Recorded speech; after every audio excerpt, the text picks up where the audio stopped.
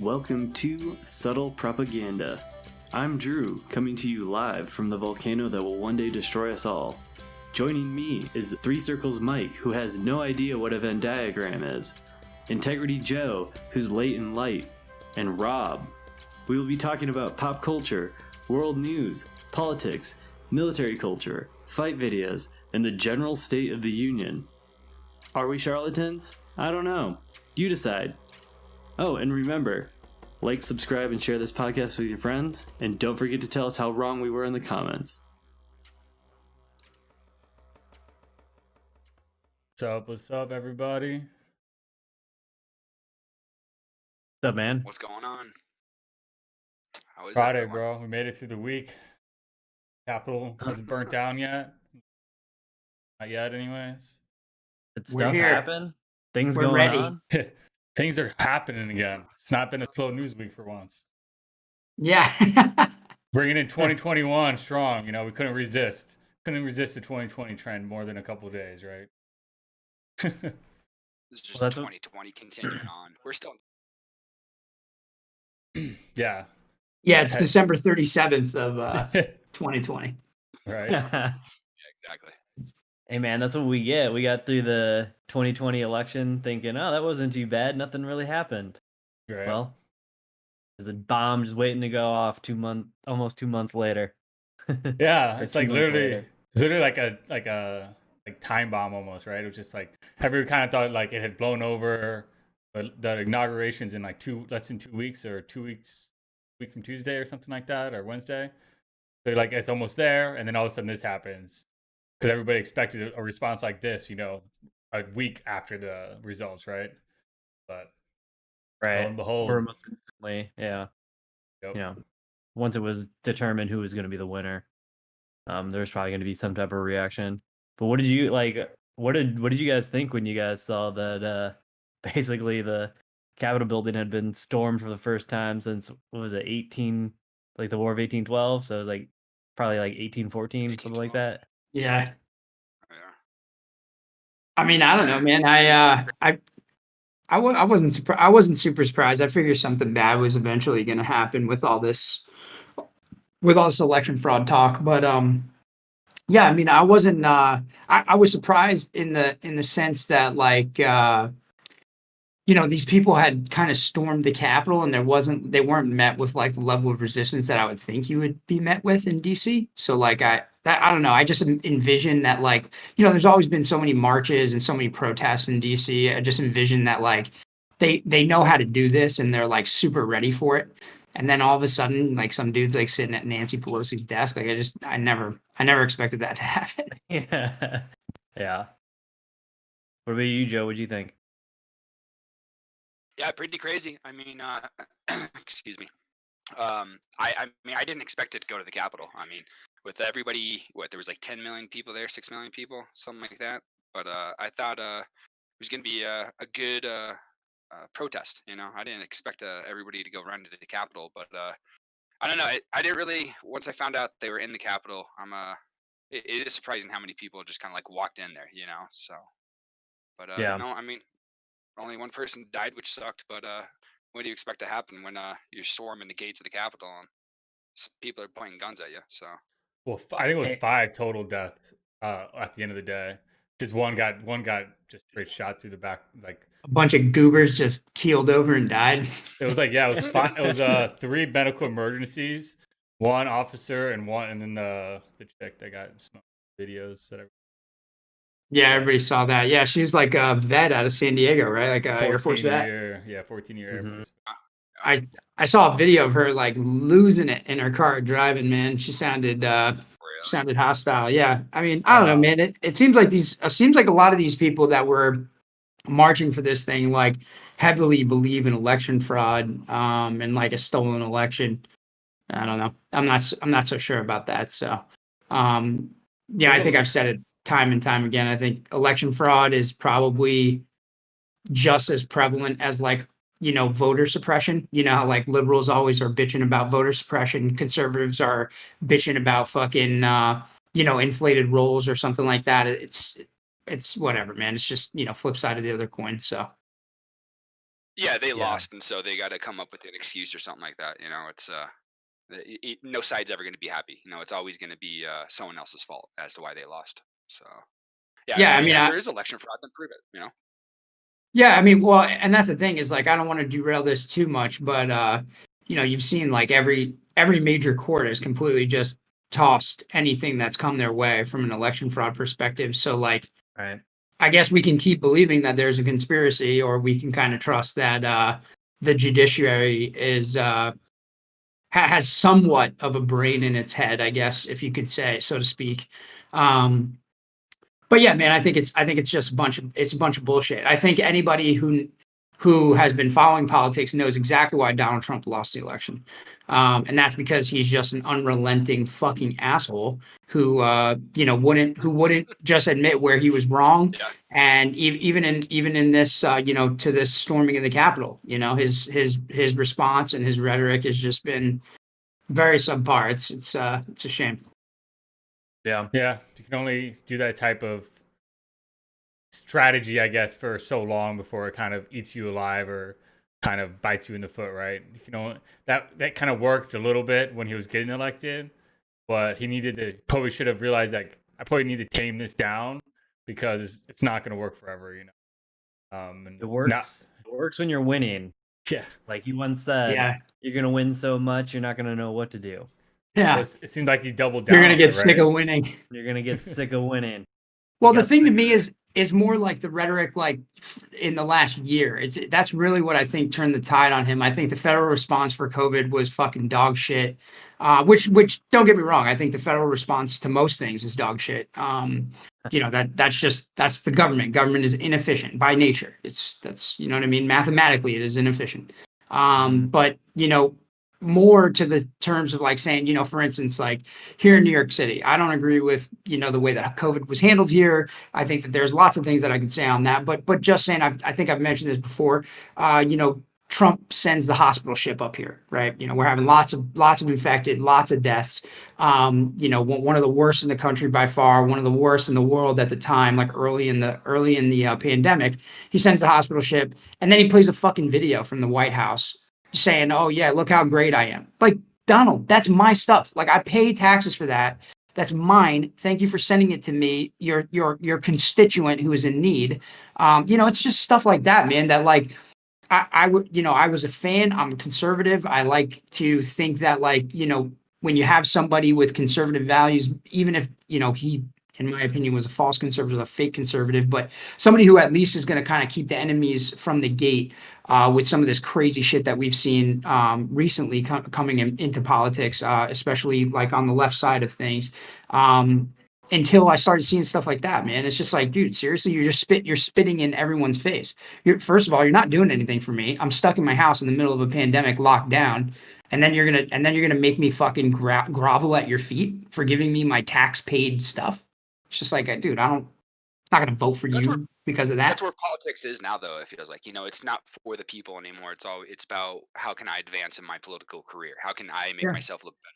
So you're right. It's regardless of what your political affiliation is, in whatever city that you live in, the federal response, they could have done a lot better in a lot of the issues, whether it's shutting down everything or keeping everything open. But there's a lot of things they could have done.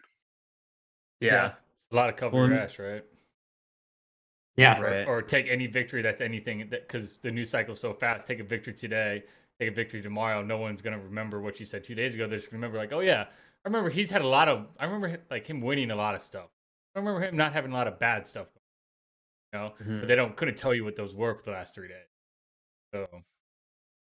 And they this game of pitting other people against one another, and like for sure, basically both sides using that as political capital, basically, to get their agendas accomplished is, I mean, truly disgusting and unconscionable. Like it's really like when it's so obvious.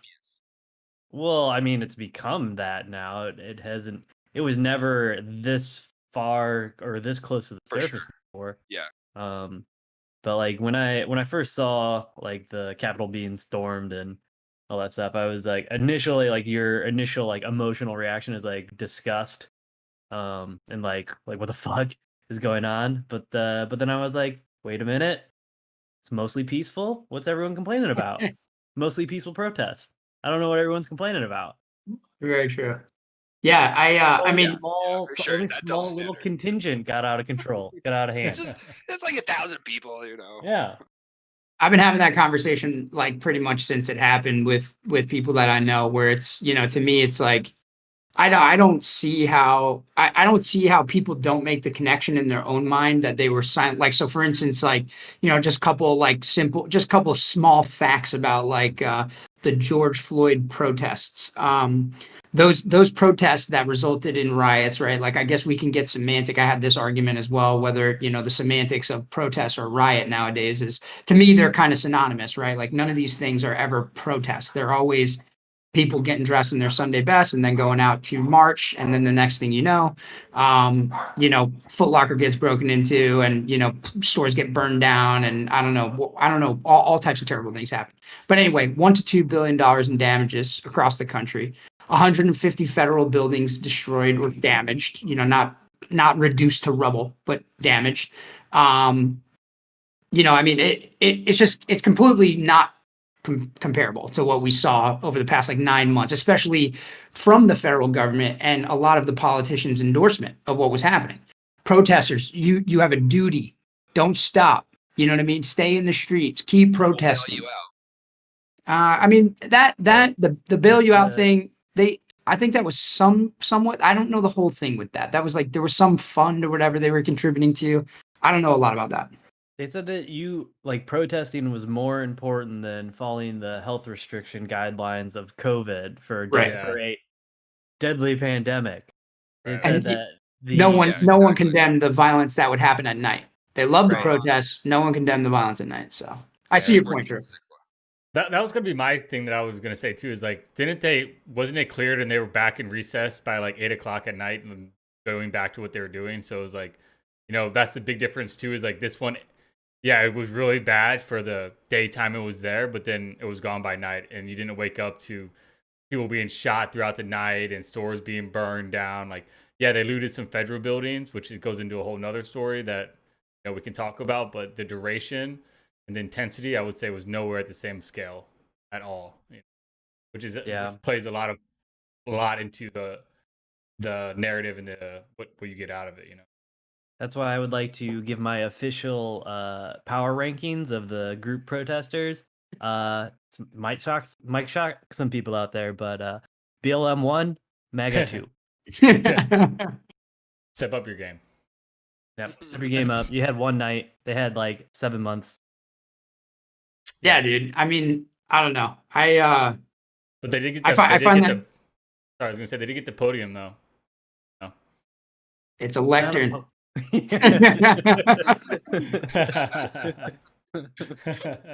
that is one of the great images that came out of this whole thing. That's hilarious. Goober with the fucking beanie on and the lectern, just big old smile on his face. It's like they turned a huge protest, like national security issue, into a big meme fest. You know? Yeah. Like what the fuck is going on right now?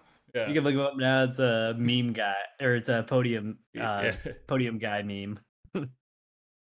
Did he actually steal it, or did he just like taking a picture? Is it actually gone? I was reading today, they don't have a list of what's actually missing. Like, they're saying a lot of potential confidential shit was taken out of senators' offices that were ransacked, and they're still trying to tally up what actually was taken from the offices she got into. Well, I mean, I hope all those senators that left their secret or top secret terminals open are going to prison for the rest of their lives. Left their cat cards in their fucking computers, you know? Yeah. Like I don't know, man. That I wonder if he did steal it. But I mean, what do you guys think? Do you guys think that those dudes you think that they're going to get smashed? Do you think they should do the minimum 10 years under the I thought it was 20. Well, I think it's a minimum of 10 under Trump's whole Monuments and Statues Act that he signed into executive order back like 6-7 months ago or something, in response to people just kind of tearing statues down, you know, around the country. Yeah.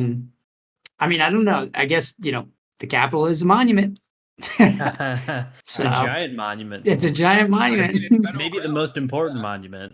I don't know. I think it's throw the book like that shit. Like if you want to start like doing that kind of breaking in where they have to barricade things, like if you're not there for good intent anymore, like, you're there to I be guess destructive. So another thing I want to ask too, like, is more like what I guess something I've been having trouble with is like I'm not supporting these people's activities at all because number one, I think like the whole claim is baseless, right? Like, so the whole election fraud thing, in my opinion, is baseless. So to go out there and risk your life or to damage property or hurt other people is just stupid, right? Like you don't want to do that on baseless acts, right? I mean, like the larger thing that I'm wondering is more about like sedition itself, right? Like we're a country that's founded on treason. You know what I mean? Like treason to whoever owned us prior. We literally authored up a document that said, "Hey, these are the reasons why we're not super happy, and we're gonna fucking kill you if you come and try to rein us in." And I don't know how we got from that to where we are today, to where we try to dictate to each other what sedition or political violence should look like. So, like, what do you guys think about that? That's something I've been thinking about a lot. Good. It's a good question. It's hard, right? Like, I mean, Yeah, like, it's hard to answer. like, why do you sure. feel disgusted when your fellow Americans attack the government? I Well, don't know. I'm like curious. Like, I'm not attacking, or I'm just wondering. Like, I don't know the right answer. I guess it. I would say just. I'll say something and then let you guys take it from there. What I think about it, just off first glance, it's like almost like a behind the cause, right? Like what was the reasoning behind it, the claim behind it? If it was a good noble claim, then you'd be like, yeah, I can get behind that, right? Like I can even put myself in the mindset of those protesters where they feel like what they're doing to them is like their life, like is risk like ruining their life, getting fired from their jobs. So like to them, I could see why, but like so I could see that side, but like you said, there's no real merit to it, so it's kind of hard to justify. But that's kind of what I would think off the top of my head is like the reasoning behind it would be whether or not you get behind it. yeah, that's a good point. I would agree that the reason why you're doing it would have to be pretty good, like a really good or strong. You'd have to have a lot of evidence or strong evidence to really prove something to be like, hey, this needs to be changed, and they're not listening to us. And the only way that's going to change is we're going to make them. And like, yes, we are a country founded essentially off of sedition, and we led an insurrection or treasonous revolution or rebellion that became a revolution and created what is the democracy today. And I would say that over the 245 plus years, I would have hoped that we would have grown from that and not had to try to kill each other if things start going badly. And that's why we implemented this system of democracy, or at least the government that we have, to where we elect the people that represent us to try to fight for us. Now, if we have that going on in the United States is a huge question in itself, because like obviously, I mean, we're kind of like all over the place on this whole thing, which I kind of want to like try to structure this, but like I'll answer this, but like there's clearly something very wrong to get these people that did this like fired it up enough to go storm the Capitol building, breach like the barricaded doors of the Capitol building, and then just loot and take whatever the hell they want from it, and like stand in the speaker's chair and take photo ops that with like the QAnon shaman and like costume and all this stuff, and not feel anything's gonna happen to, like, what do you think was gonna happen to him? But like that's a whole narrative in itself.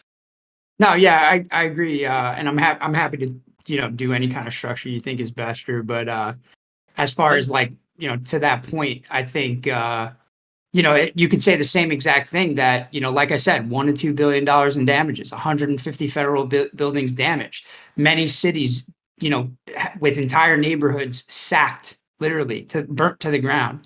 I'm not sure if you guys saw Minneapolis. I mean, literally, dude, like square blocks of just complete devastation, rubble, literally Yeah. burnt to the ground. And in my opinion, it was under false pretense. Maybe not to the same degree of false pretense of of election fraud, But certainly the narrative that police are walking around in the streets murdering black folks around America daily is a false narrative. By the data. Does police brutality exist? Sure. Police brutality exists. Is there some forms of discrimination that are associated with that? Absolutely. I've seen plenty of studies that show it on both sides, right? They paint both sides of the spectrum. But both false pretense. And one caused $1 to $2 billion in damages. The other, they took a podium. I think it was. It was a lectern. Sorry. In my opinion, I get my whole point to this spiel is to say that I think the reason why people had such a visceral reaction is because they put themselves in the shoes of an outsider looking in, and they felt embarrassed, and so the optics were bad, and that's where, to your point, something very bad is going on that is causing these people to do this stuff is because people are so concerned with things that are not material. They're focused on the optics, or they're focused on the bureaucracy, like Joe mentioned earlier, of just how do I get elected next? What do I got to do? Right? What boxes do I need to check to get elected next? No one is focused on actually materially making things better, or what is, the problem. So, and that's where these people end up in these QAnon conspiracies, or thinking that folks are just getting straight genocided in the streets. I mean, these are equally crazy ideas in my view. Right. Yeah. Joe, Well, you got and any, Joe, you got any thoughts on political? I did. I had a whole bunch of thoughts, but it kind of like there was. I definitely agree with you on the Constitution, Drew. What you said about that too. Like since coming from being established 250 roughly years ago, we would hope that we would settle our differences politically in a professional way, and it hasn't been done that way in I feel like quite some years. So even whether you're left, whether you're right, whether you believe in Buddha, this and that, like I think this is no way to. You can't get behind people bum rushing the Capitol, especially under false pretenses. If you can get behind, maybe Congress not working for the people, maybe you can get along, the Senate not working for the people, and the government not working for the people anymore, and people getting pissed off and storming the Capitol for that. I can understand that fight, but kind of like again what Mike hit on too. It's what is the cause? What is the justification? Are the are the people in America being represented? So sorry again, all over the place, but Yeah. One thing I was gonna say to the you were talking about where did we get here, Drew? Point of there's also this theory or this I guess iteration to think about with we've been dealing with protests for like a year now, right? We see how they go when they get out of hand, right? So what if because this whole thing that was happening on Wednesday was like widely talked about. It wasn't hidden. They knew about it. They banned guns before it happened. There's also this theory of what if they just kind of let them kind of have their little day and the spotlight with that, so they would have minimal violence. And now they're they arrested 150 people today, and out in their home states, so they're just going through and picking them up now. They just arrested a guy from the Senate or something like that too. I want to say. I just saw it right before we got on. But FBI went to this guy's house because he bum rushed the Capitol and stuff like that. So I mean, he's a public official. Yeah, I saw that too. I'll see if I can. I forgot who it was.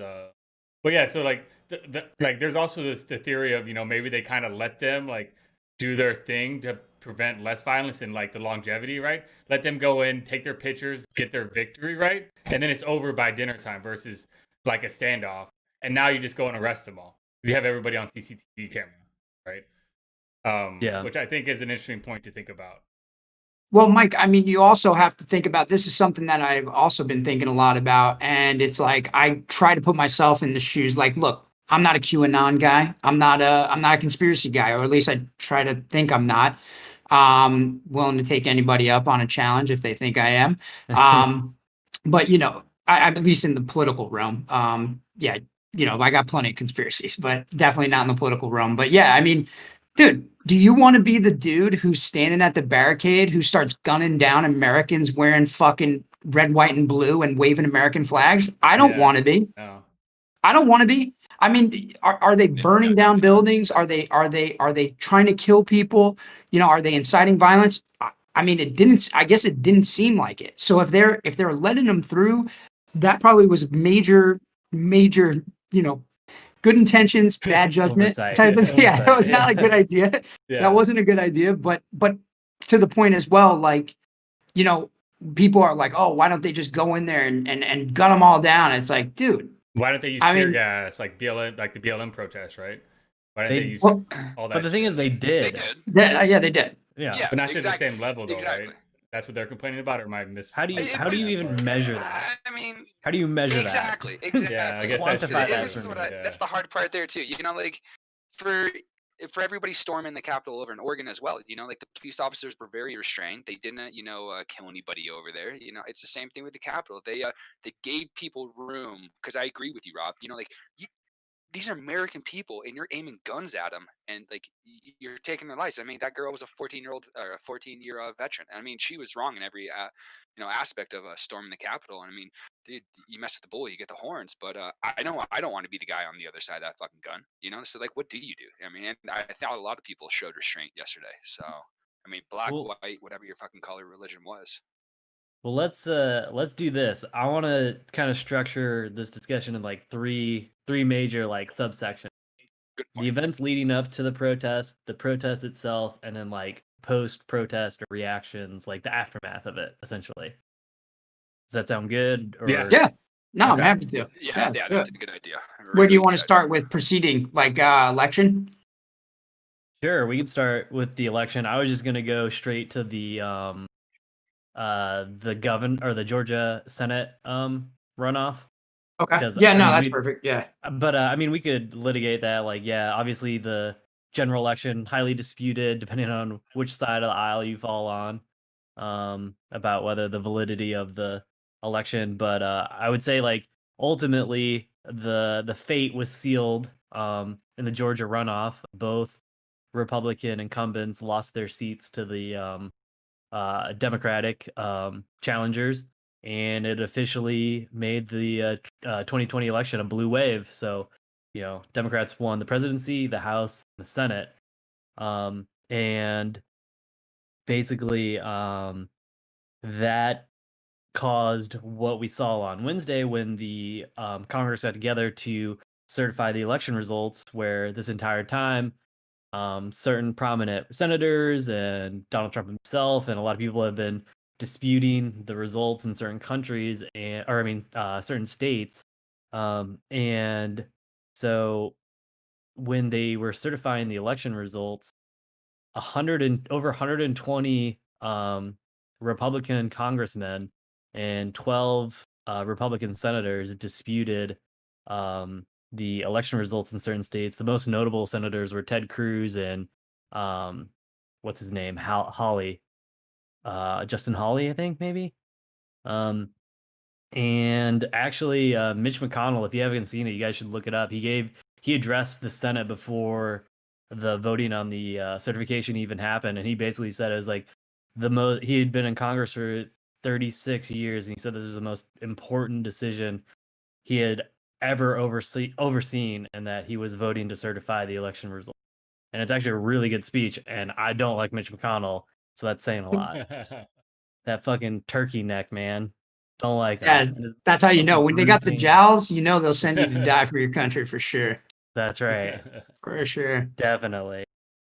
And so, I mean, what do you guys think about these 120 House of Representatives and these 12 senators, especially Ted Cruz, being like, I do not certify the results of the election, or they object. Well, I mean, if you look at it from Ted Cruz's kind of point of view, the way he describes it, and I say think you what mean the will about it, Zodiac but killer. he, yeah, that's right, Mr. Zodiac. But he disputes it just because there are questions about this election, and no one's really answering. No one's given like a good response to it. But some states are giving responses. It's just like you said. It's people aren't getting the answers of what they want. So I But I mean, I agree with the- McConnell on this one. Yeah, Go for but like I don't understand. Like it's been literally been thrown out in every single court it's been brought up in, and like you just think this is a Exactly. giant conspiracy theory Yeah. that like all of these judges are being intimidated or they purposely throwing like it's just a giant coup. Like I think a lot of these politicians, they have to play both sides of the coin. So they play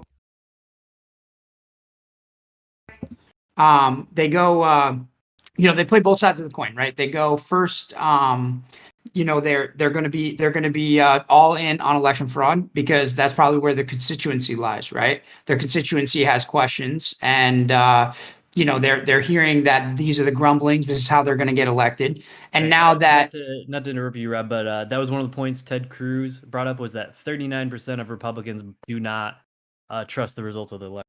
Sorry, go right. ahead.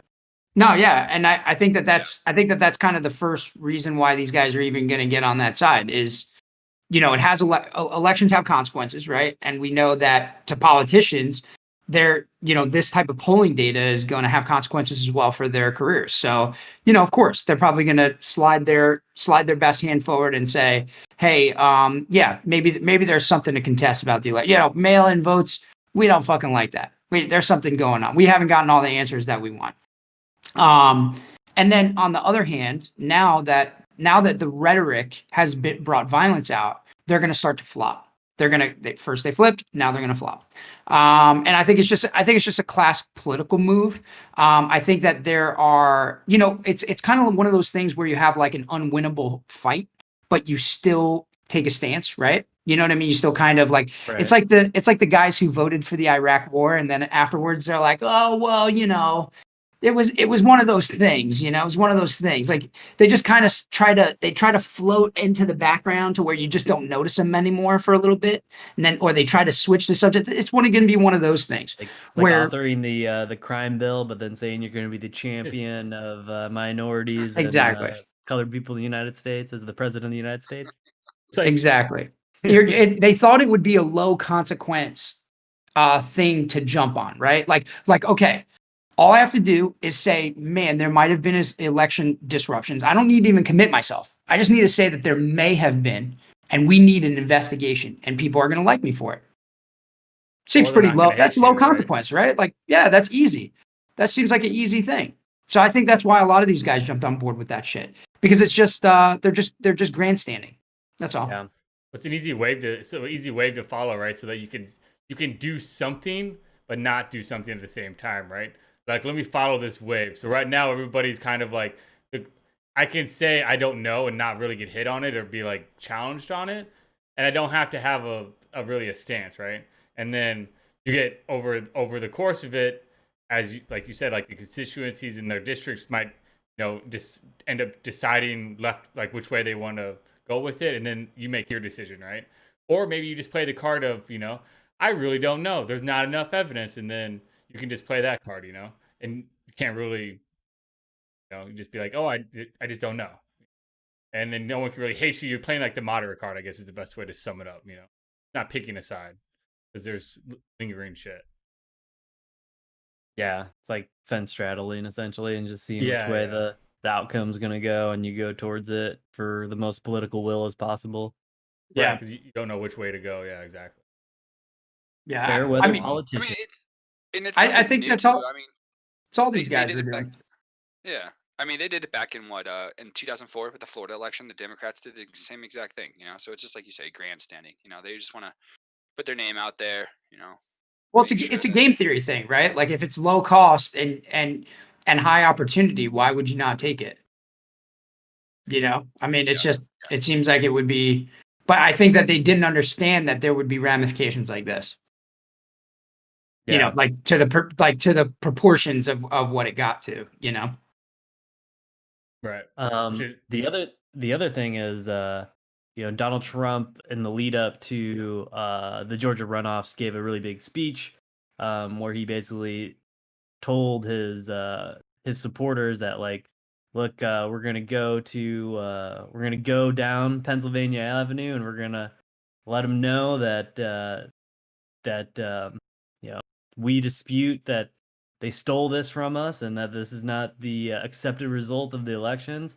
So do you guys think that Trump fomented this, or he like encouraged it, or we got like Yeah, what do you for think? sure. No, 100%, Yeah, I 100%. mean, he said, "Let's go storm the Capitol." So I mean, he you know, basically did. He pretty much, yeah. It's like it's like the bully that's always like it's. I have an older brother and older sisters, and they would constantly do this to me. They would they'd hype me up and everything like that, and they would tell me to do all this stupid shit, and I'd get in trouble for it. And then I would be like, well, look at all what they made me do, and then my dad would be like, well, if they told you to jump off the bridge, would you jump off it? It's like the same thing. And it's he could say whatever the fuck he wants without any ramifications and stuff like that. And ultimately it's these people that storm the Capitol and stuff like that. But I mean, they're looking to impeach the guy right now. Yeah, Yeah. it's that's something that's because like leading up to it too, right? If it would just have been more of a like, yeah, there are some things that could have been sketchy in the elections, but we're gonna get through it the right way and find out the truth. And well, like if you spin it that way, then you spin it on more of like trying to find the truth, and it wasn't malicious versus this has been malicious. So then, and you make a tweet like that, it just confirms it, and then like it's just adding fuel, like kind of poking, right? Poking the bear, and like just go a little bit further towards it. Just keep going, instead of like trying to bring it back or trying to like you could do it where you control the situation and like keeping the effort up that like I was robbed the election, but in a way that isn't malicious to the point of like now you're like some people are calling it a coup, right? They attempted a coup and like all this other stuff. But I think there was definitely the tweets and obviously his what he's been saying doesn't help not fuel the fire. It's only definitely Might have been the weakest fucking coup on planet Earth. yeah. I don't think there's been a weaker coup. They If that was they were a coup, home by dinner, like yeah, it's like it was literally tantamount to those SF dudes who went down to Venezuela and instantly were apprehended. Like went down there on their own accord, like not even like as part of the military. Just were like, we're gonna do this on our own, and they instantly like got up the plane. And was like, yeah, you guys are going to jail. No, but in all seriousness, man, in my opinion, like America hasn't really learned a lot from why Donald Trump was president, why he was elected. And I think that there's one of the key reasons he was elected is because there's a time and a place to be divisive. And people appreciated his divisive rhetoric on very hard line issues. Like, we are not going to take any more of X, right? It's like a very hard line issue to people, and it's a hill they want to die on, so they're going to vote for Donald Trump. After you lose an election, that is not the time to rally your constituency and say, go get them because they stole it. Like, that's not the time to be divisive. So like, a lot of his presidency, I've called him the president of these divided states. Like that's how he's governed. Especially like with COVID aid, right? Like, oh yeah, I'll give you COVID aid if you're nice to me type of guy, and it's like, I guess that's cool. I mean, I don't know. Maybe somebody needs to be checked. Are you the guy to check them? I'm not sure. I don't know. But, there's a time and a place to be divisive. And I think that his divisive rhetoric was quite useful on previous issues. This issue, not so much. And I would say is a major contributing factor to, flaring up tensions. So not a good idea. In the last year, it probably wasn't the best time to kind of do those types of things or say those certain issues. There was a lot of things that he could have done, I think, to kind of pull together the country. I think he got put on his heels the last year. The last year he was up against the ropes. Yeah. He was in over his head. Like, we needed a real true blue American leader. Like someone that was going to put away partisanship and unite folks so that we could get the government moving on a single track in the right direction for a federal response. And I just don't think he's not the guy for that job. That's not why we elected him, right? Like, we elected him to drain the swamp and to cut through the bullshit, like whatever. Pence would have been 10 times better every time he's talked, especially in the vice president, debate and stuff like that. He was very professional. I mean, if you just had someone like that, just not spewing like Donald Trump, then it could have brought that country together. He was only presidential in one debate. The Yeah, I was other gonna one say, was horrible. I was He gonna was say I'm supposed- still worried about Pence electrocuting me for I don't Yeah. know some kind of weird tick that I have or something. Right. You were supposed to destroy the Sith, not become them, Donald Trump. Instead, you were engulfed by the swamp. True, Yeah, he did, man. It's hard to beat. Yeah. It's hard to beat, Yeah. For sure. But, Well, I mean- but once again, I've said it 1,000 times and I'll say it again. What do you expect from a fucking lifelong moderate from New York City? What do you expect? Right, populist What do you think? moderate from New York Yeah. City. Come Can on. do it. Yep. Well, Well, on top of everything, like I mean, this year has been extraordinary in itself. The extended being locked down on your house, quarantining, can't travel anywhere really, can't go to restaurants in a lot of places. A lot of people out of jobs, a lot of people are unemployed, they can't get jobs. Both sides in the Senate and the House have played these games of pitting people against one another with the stimulus or bailouts or shutting certain sectors of the economy down. I mean, this is all building to this this climax, I guess, if you will. Yeah, for sure. No, you're It's 100% not right. good, just not good. Like, and then Yep. yeah, Worse I and do worse. believe that he his divisive comments just poured gasoline on the fire, and you got what you got. But like we've brought up before, real small contingent. It's just funny to see the same people on Fox News or CNN or whatever it is, just like the opposite teams being like, this is unconscionable. How could they Yeah. do this? And then like the same people that were saying that about the people in the George Floyd, just being like, you got to understand, this is a very small number. Just just a fraction of the people that were there. Most people were peacefully it's just so funny to see. But Yeah, I mean that stuff is super apparent. I think it's the hypocrisy is glaring. But yeah, I mean it's to me. I mean I think we've all seen that these narratives have played out 1,000 times over, right? Like we've seen it over and over and over again. Just a few months ago, it was you can't tell people how to protest. You need to defund the police. Police brutality is a real thing. We need to limit police use of force. And then 2 days ago, what did we see? We saw people telling folks how they should protest, people telling folks to fucking get the police to use as much violence as they possibly can. The narrative flips constantly. And this is that whole, exactly to your point, Drew, where you're talking about inside of politics, you have particular pockets of, in my opinion, I'm the fan of government where we have, like this may be an unpopular opinion, but like, I like super PACs. I like lobbyists. I like the type of government where you have to think 4D chess all the time and you have to win 3,000 different battles on 3,000 different fronts in order to be the best. This type of politics that we're talking about is where you have an Alexandria Ocasio-Cortez who she will not agree with you on anything ever unless it's contingent on something.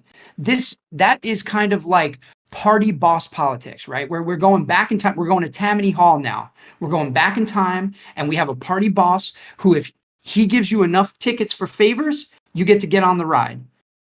Or if you give him enough, I'm sorry, I misstated that. If you give him enough tickets for favors, you get to get on the ride. That's not the way that we should be having government, right? I like the old classic government guys who sit up there and they either say no to everything or they say yes to everything, no matter which side of the aisle they're on, right? Like I like those guys. They're much easier to have the system work. But when you have a bunch of people like AOC or some of these other folks out there, they're difficult. They're super hard on the machine because how can you ever get anything through if somebody mandates that you have universal basic income attached to it, or that if you have no carbon by 2025 attached to it, or something? You know what I mean? Some outrageous thing attached to your bill. You just can't do it. Yeah, look at the COVID bill, right? Literally, the whole argument behind that was like, where we like trillions of dollars going out of the country. It's like literally the COVID bill is a perfect example of they know it's going to get passed, so let's tack on a bunch of random bullshit as we can in there so it gets passed because all of the American population cares that the COVID Care Act got passed, so it helps us out. Really, we're passing a bunch of bullshit in the background, No one cares about that up until recently. $10 million to Pakistan for gender studies, Yeah, baby. yeah. 6,000 pages. Yeah, but to Rob's credit, or to Rob's point, that's the only way the bill gets passed. That's the only You way to have do to it. have all these things in it for it to be passed. So, yeah. And I don't think that's super new, but I don't want to rail on it too hard. But I don't think it's ever. I don't think it's you- new at all. Last time But too is that with everybody being in their houses with COVID and everything like that, people are paying more attention to politics right now. And that's exactly I think you hit it right on the head. that's true. They Point. have the time to fucking look at shit. They have the time to do shit. And so when that bill came out and everything like that, it wasn't until a couple hours later until people were highlighting it, sitting it, posting on Twitter and Instagram and stuff like that. So it's Right. ever since the 40s we've been doing shit like this. So No, yeah, Rob made a really good point with the old political machines back in the day, Tammany Hall and all those yeah, good. big conglomerates of political will in the big city. yeah, I mean, that's what you want to try to get away from, right? And I mean, like with the identity politics stuff that we see, I think that is, the real, like what you were talking about, Drew, where you saw some portions of government really pitting, forces against each other. We're returning back to that, classic style where you're going to have a party boss who's going to fucking pit people against each other, because they have popular consensus, and that's what you need in politics. Yeah, I mean, we already have that. Dangerous. I mean, McConnell and Pelosi, they're all trying to play like 90 chess with one another, and they're not good at it. And well, I mean, they're good at it because they're good at it in the sense they've been doing it for 30 plus years, but not good at it in the sense they benefit us. Right, exactly. Yeah, exactly. Not doing what they're supposed to be doing. But yeah, I mean, I don't know if you guys have anything else you want to talk about, like the lead up to the protest, but you just want to move on to like the minutia, the nuances of the protest itself. Well, go ahead, Joe. I guess who initiated the protest too? Because there's since we're on it, we got some time to kill and everything like that. We're early in the podcast. I've heard that Alex Jones was the one that initiated it.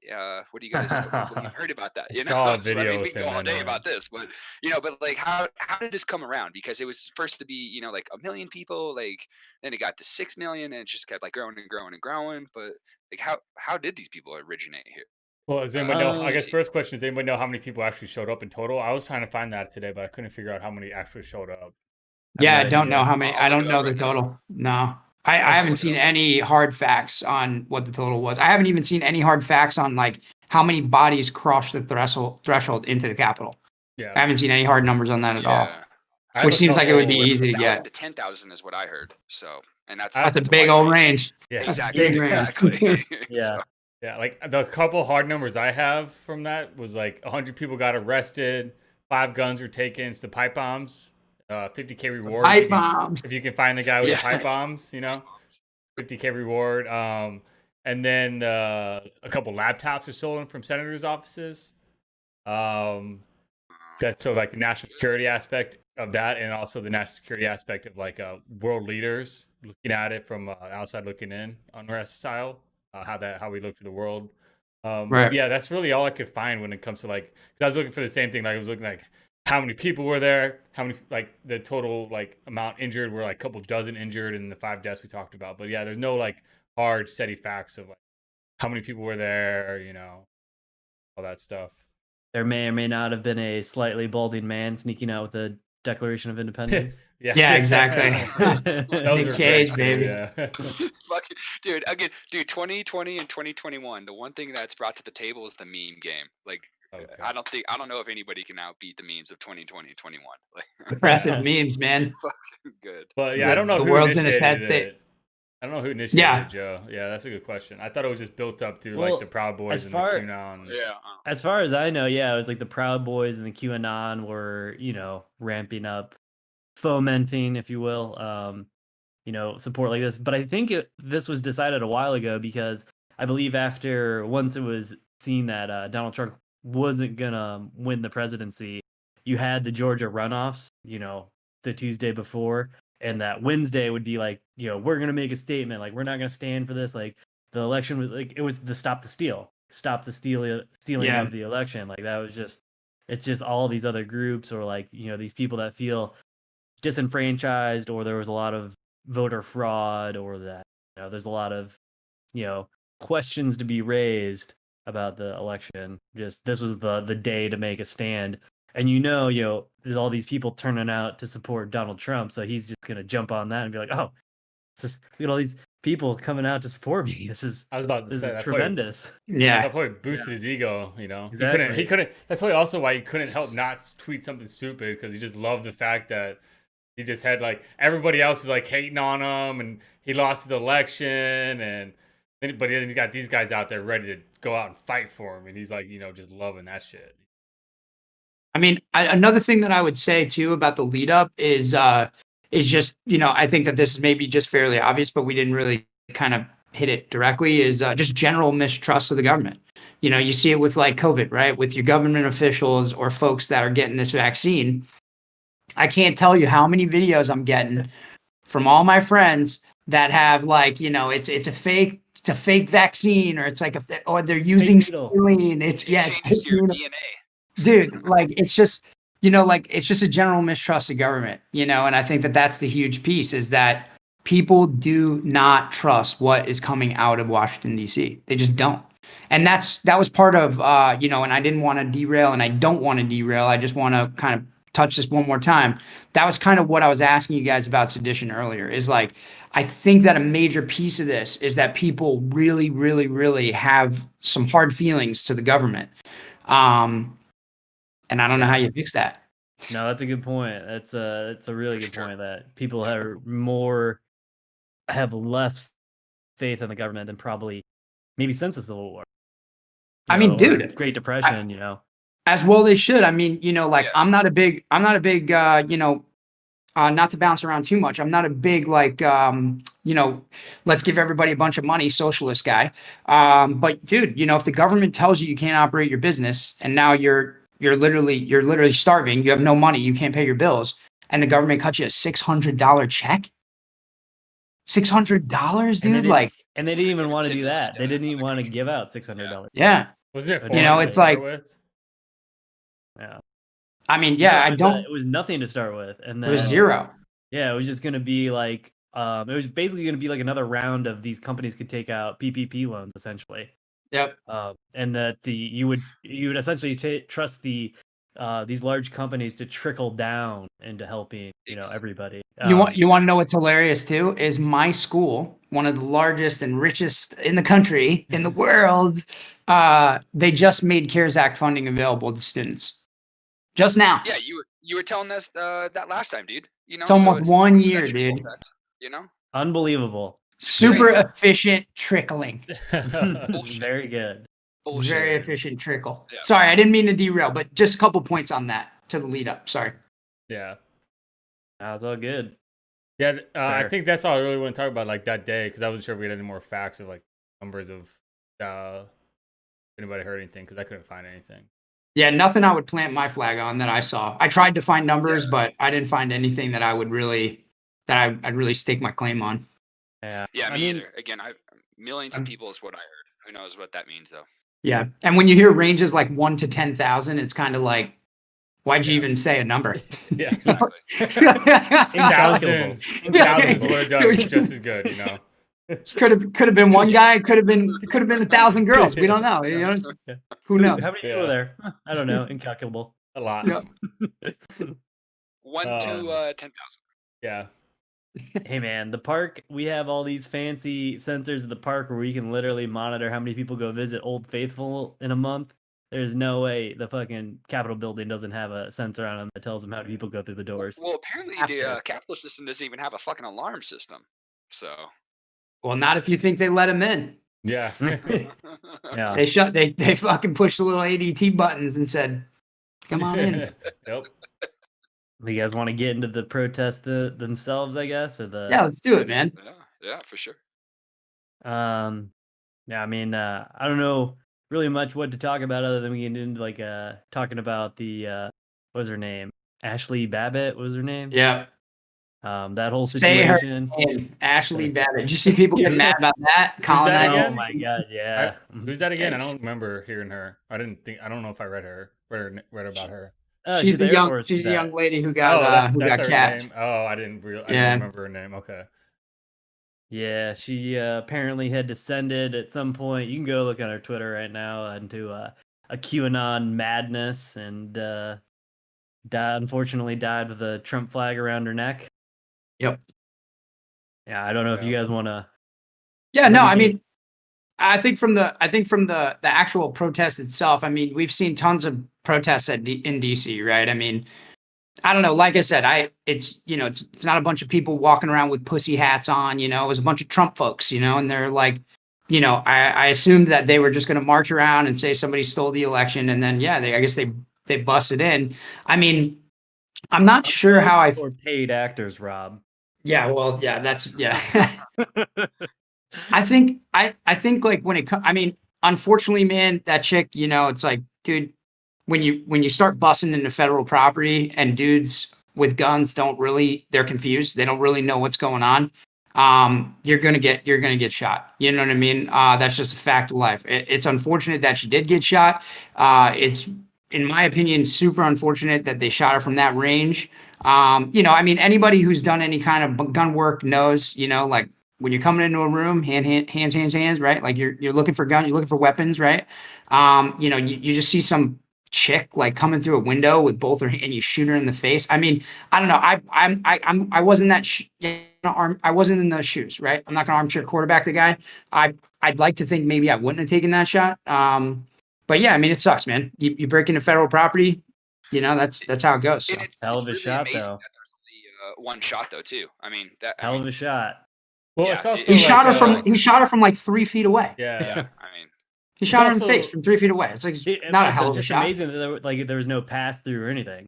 Oh yeah. It's like it's only one guy too out of the whole entire crowd. Sorry, Mike. Yeah, it's like what do you expect that when you're breaking through a barricaded structure with guys who aren't this isn't like protests where you see like police officers in riot gear, like, all right, let's go mano a mano, we're ready to come confront you. These are guys that are behind cover with guns drawn at you, ready for a fight. They're not in riot gear. Yeah, they're not trying to contain your bullshit of you. Like, let's go. Like, I got shields. We'll push you back. Like, these are guys that are like, you cross this barricaded thing, I'm gonna shoot you. Like, the thing that I don't get a lot is like people aren't afraid of guns anymore for some reason.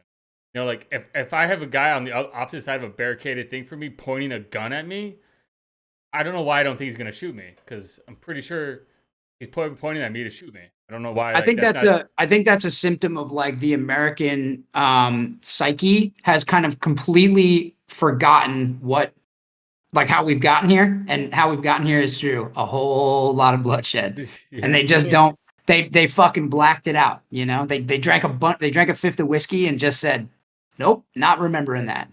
Yeah. Right? Like, have you ever met those people that like they are really bothered by violence? Like, have you ever met those people? Of course. Like, it's the most bizarre thing to me, because I'm just like, how is that even possible? Human beings are violent in nature.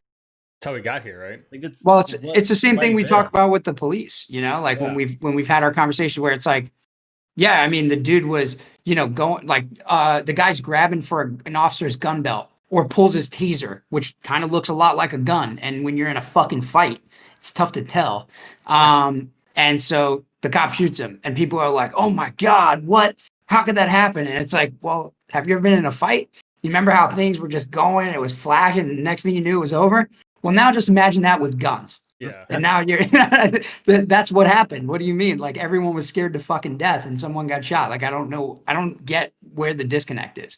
I think too, I forgot to bring this up too, is like, you also don't know what those guys were told. Like, that could have been a hard line of like, there's classified or sensitive material behind this door that isn't secured or that is lootable. Like, so guess what, guys? You guys are not the guys that are gonna, like, you guys aren't the guys that are fucking around, that are gonna play nice, because like a lot of this time it's trying to place or trying to do the least amount of damage to the protesters while still maintaining some type of law and order, right? So they try to do things that prevent it. Like this time, no. Like this is a hard structure almost. Like no one's passing this. And guess what happened? As soon as that dude shot her, no one fucked with that doorway anymore. I'll yell, but I'm not going over there. And guess what? It worked.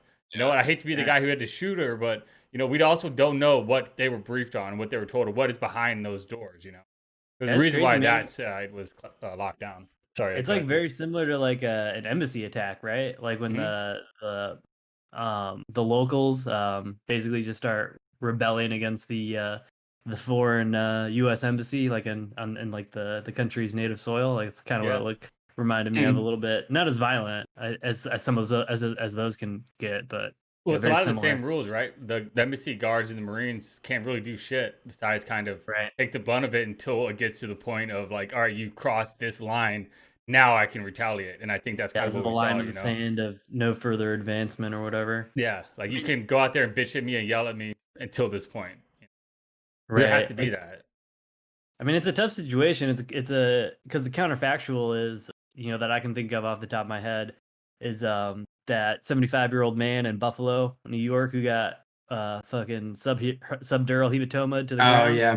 Yep. And it's just like, well, like if you are okay with the cop shooting that lady, if you're trying to breach the barricade, then like, okay, is it okay for that cop to shove that old man down to the ground because they're like he was in an area where he wasn't supposed to be. The cops had told him multiple times, like, go away, turn around, go back where you came from.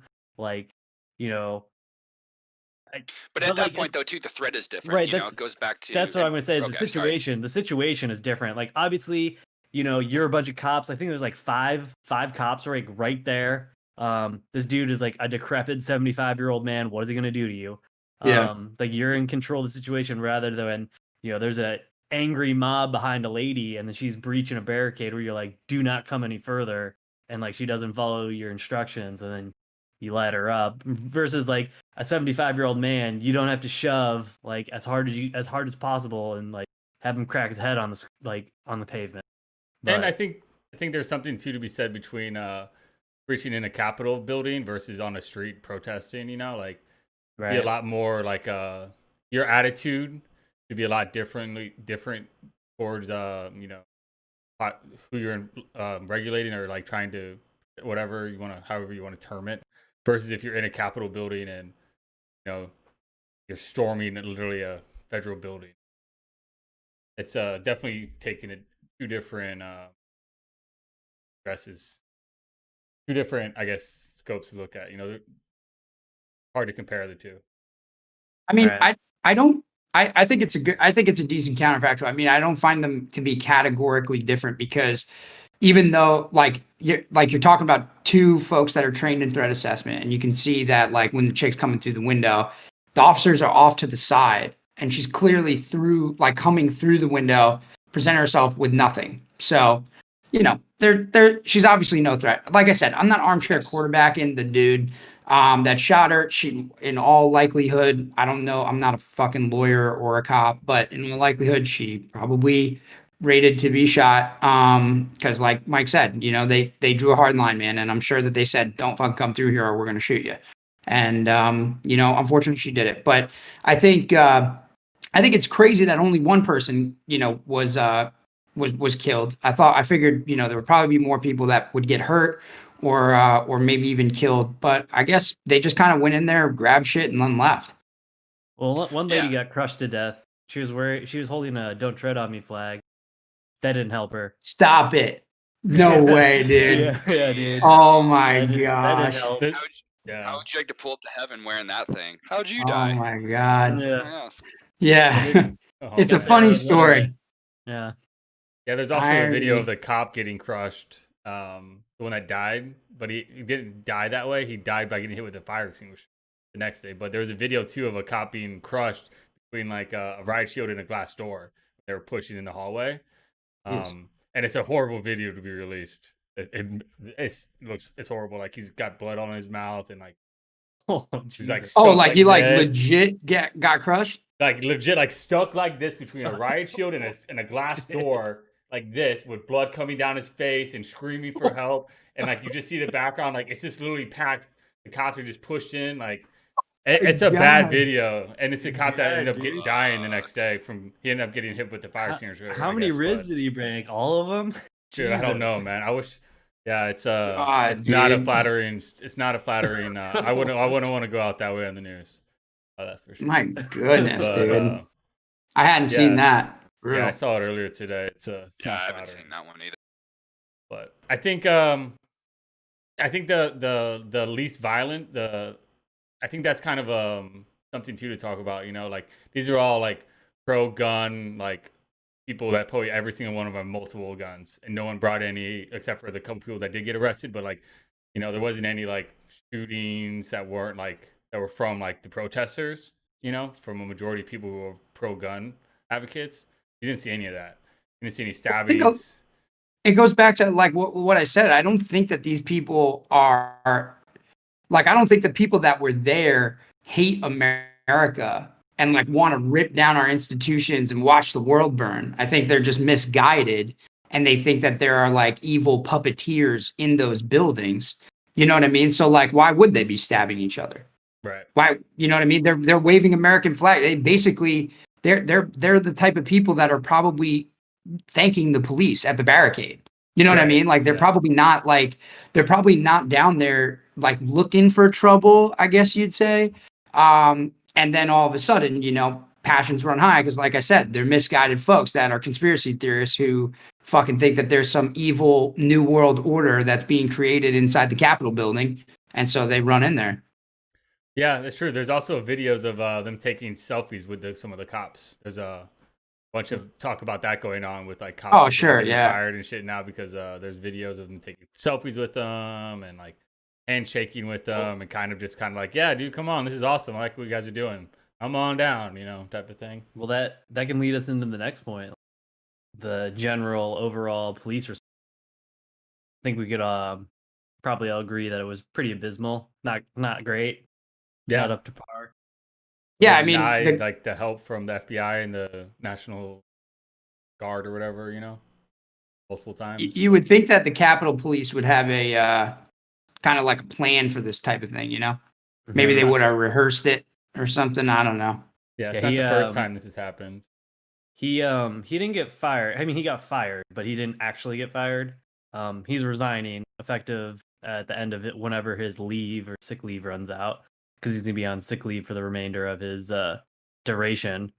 But yeah, he did not have that situation under control whatsoever, and he's supposed to be one of the guys that supposed to know what to do in that type of situation. And considering the fact that this had been organized online, you think they would have been prepared for it. So That's And the don't you have to like, get argument. don't you have to get permits and stuff like that as well? I think you do, but I don't know because like this, it started in the National Mall, which the National Mall is not a mall itself. It's the lawn between like Yeah. in front of the Capitol building, between like the Smithsonian and I forget what other street that is. I don't know DC that well, but it's the lawn where like when Trump's like, oh, biggest crowd ever, and then like you see all the people or whatever. That's the national mall. But Yeah. so I don't know if you need a permit to protest there because technically that belongs to all of us. Okay, gotcha.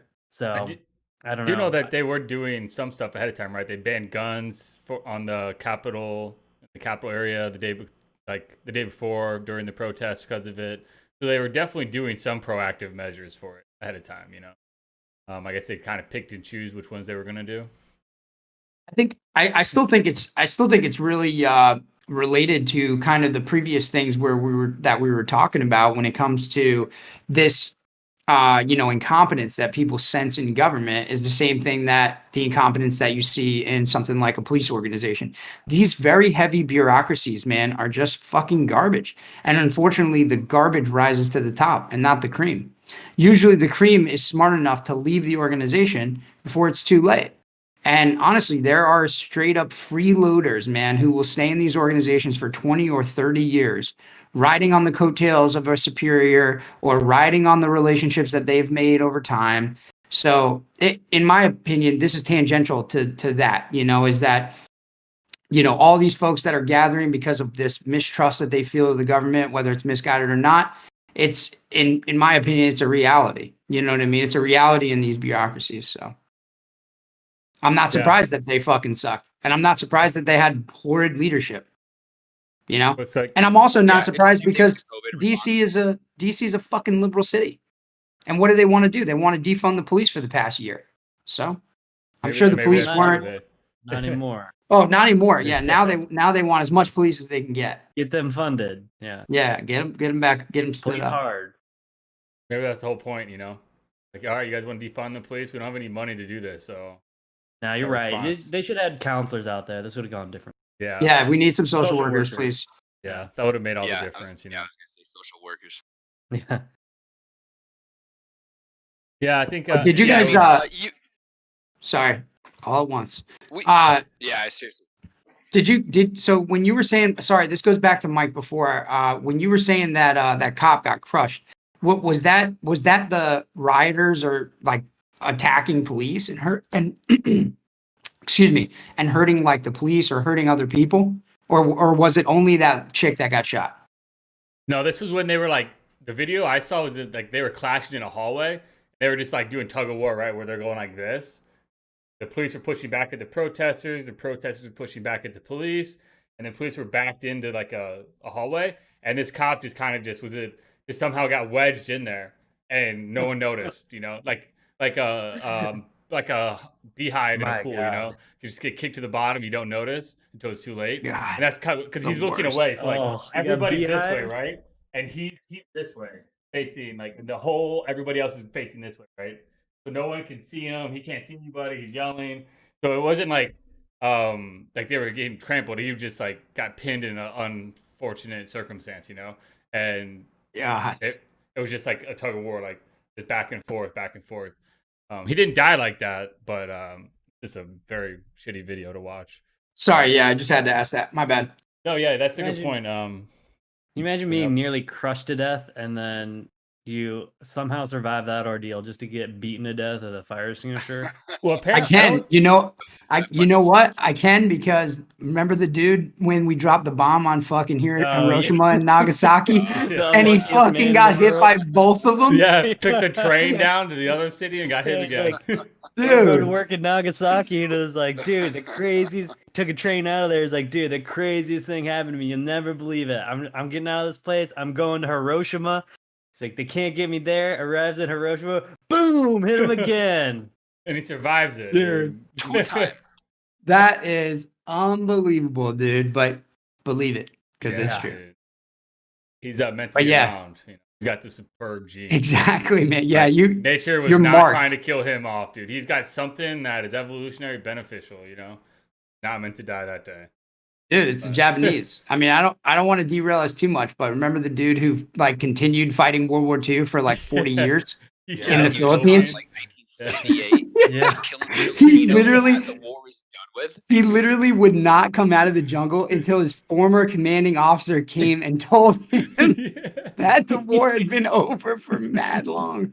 Oh man, Japanese people, dude. Kudos to you guys, Oh, man. You guys are The fucking honor code, intense. bro. The honor code. Straight man. up. It's the It's Tropic amazing. Thunder. Survive me. So, survive. But yeah, to go back to not the police response, but like the aftermath response too. Like, what have you guys seen from like I don't know if I'm jumping ahead of what you were going off of, but I was thinking of like what have you guys seen afterwards? Like, I've seen a lot of people getting fired from their jobs, like firefighters that were there. All these people that are getting photoed are now losing their jobs, losing like social status. Like, all these people that kind of think they were going under the radar are now being like kind of, what is it, ostracized or bastrified in their communities now as a reaction to it. Yeah, I mean, Mob I don't. mentality. Yeah, I mean, I don't know what they thought was gonna happen if they knew there was pictures of them out there, like, or they didn't know that like the Capitol building didn't either have CCTV cameras and like video or ways to take their picture. But like, of course, there's gonna be repercussions for breaking into the Capitol building and like putting your feet up on Pelosi's desk or going to the Right. Speaker of the House, like in the chamber seat and all that kind of. Like, of course, there's going to be things that happen. Well, So, like, what do you think was going to happen? Like, I I just know- don't understand what it is about. Like, is there anything that you would ever go show up to protest for like this? Because I don't think there's anything that could drag me out to go like, oh yeah, let's go do this, and then I couldn't, let alone getting sucked in to run into the Capitol building. I mean, I'll go protest. I mean, especially if it gets to that point with like Second Amendment rights and stuff like that. Like I'll go protest, but like, am I going to go storm the Capitol? No, not at all. Like I'm not going to like. I think that's just taking it way too fucking far. There's other ways you could protest. There's other ways you could do it without entering, Don't tell me how to Pelosi's protest, office. dude. Oh yeah, only peaceful protest, but. Yeah, I mean, I don't know. The last time that I protested, I ended up joining the military. So that was my biggest form of protest that I ever did. I don't know, man. I mean, I don't see a point. And this is where, this may be an unpopular opinion, and I am not saying get rid of protesting. This is just my opinion. I don't see a point in protesting. You get dressed in your fucking Sunday best, and you go march, right? And it takes years. It takes years and years and years for the political machine to turn. And in all that time, there's terrible violence and terrible atrocities that are getting committed on you. All types of horrible stuff happening to you. I just don't see the point. I don't see the point in peaceful protest. I don't know. It's not. It doesn't. I don't see any high achievement in it. It seems like worked like in Virginia a couple years ago. Sorry for interrupting you. I mean, that didn't happen overnight, of course, but when Virginia wanted to take away the Second Amendment in there and have a little bit more harsher gun laws, a lot of right wingers went over to Virginia and protested. A lot of them carried guns and stuff like that, and they dropped the chart. Well, they dropped the bill at that point, and they kind of said, okay, well, we won't. No, they ended up losing that. They ended up losing it. Yeah, I remember what you're talking That's what I'm saying. It's actually what happens inside the chamber that matters. You know what I mean? Like the protests. I'm not saying that protests are useless. I don't see their utility because, like I said, for something like civil rights, it's like people had to do a lot of really peaceful shit for a really long time while enduring like just some not cool shit, man. Like for a really long time, man. Attacks, fire hose, like beating up. Dude, they literally bombed their cities. Yeah. They fucking bombed the cities, man. Like the National Guard came in and killed a bunch of them. I mean, dude, it's like I mean, I don't see the point in remaining peaceful at that point. And that's why I'm not a Gandhi or nobody thinks that I'm fucking an important person is because I have I have a bad temper, I guess, but I just don't see the utility in a peaceful protest. And I also don't see the utility in protesting for things that you don't really understand. I think that these people actually thought that they understood what they were doing, but they're just literally living in an echo chamber. They're everything that we bitch about on this podcast, whether it be the universities, in academia, whatever it is, that we kind of dislike about the status quo in society, what's in vogue, I guess you'd say. That's exactly what they were. They're just a bunch of misguided people who were willing to go walk around for what? What did they think they were going to do? Did they really think that they were going to overturn? Did they really think they were going to overturn the certification of that election? Yeah. Well, like if anything, maybe they did. They rushed or they advanced the certification process because after that, the Congress just came back and were like, "We're getting this done no matter what." Yeah, exactly. Yeah, they hardened them. Yeah, they hardened them to getting it done. Yeah. Yeah, they unified them against them. Yeah, So. And I mean, it's like, sorry. I was gonna say with the whole what are they expecting? I think they expected the protesters in the street, where you can go run around in COVID mask and throw Molotov cocktails and loot buildings and no one's gonna come after you. But you're not doing it at a fucking Capitol building with CCTV cameras in broad daylight. So they were kind of probably thinking the same type of repercussions, except for now you're photo opping, or maybe to them it's worth their job. It's worth ruining their livelihood because to them there's the cause is worth it. But to us it's not. So it's hard to look at it from their side where it's worth. Yeah, I mean, I would say that the types of protests that I think work are like boycotts. Stuff like that. Like where, if you threw a fucking tea party, like back in the day, and you just start, hey, this is one of the most precious goods that we have. And you just start kicking all of it off the side of a fucking ship. And it takes months to get there. That's a pretty good form of protest because you're really going to piss people off. You're damaging supply chains, but it's not peaceful. Yeah. You're hurting people. There's winners and losers in that. But that's what's effective, you know? Right. Well, you can make the argument the entire Revolutionary War was a giant boycott. I mean, literally the only reason we won it was because England was in so much debt from the French and Indian War, as we call it. They needed the income or the money coming from the colonies to get them out of it. And they could not sustain fighting a prolonged, essentially civil war at the time against us and continue to be the empire that they were at that point in time. And they were just like, look, we tried. It's not going well for us right now. Now France is involved. We need to get we just need to get all right, they won. They won. Maybe we can come back later. And that's what they tried to do in 1812. And they just had to cut their ties. But that's that money was cut off from England, so not getting anything from us, not getting our tax dollars anymore. Yeah, I think that these protests are like a big show of solidarity, for some most likely thing that you're probably completely fucking wrong on when you're marching in it. Yeah, I mean, I think it's a feel good thing for people, man. I don't think much gets changed. Oh, yeah, it's a virtue signal. Definitely a feel good. Yeah. It's like back in like the civil rights movements and everything, how that's like a big memorable thing like people talk about. It's like, oh, I was part of the Civil Billion Man March, it's like a big thing, right? And I think some people try to react or it's a different one. I know a different I get where you're coming from, but yeah. But I think it's like the same type of, they want to have that same type of, I'm a part of something that's bigger than myself, No, it's not, but they like look at it and look through that eye sometimes. Well, I think there were two schools of thought too, like with, and I won't go super deep on this anyway, because I don't think it's super relevant to what we're talking about. But I think there were two schools of thought. You had your Martin Luther King and you had your Malcolm X, right? You had your Martin Luther King who thought, look, we're going to catch more flies with honey. And what we need to do is we need to get the elected officials on our side. And how we're going to do that is not by killing people in the fucking street. So, we need to march and we need to stay at it no matter what they do to us.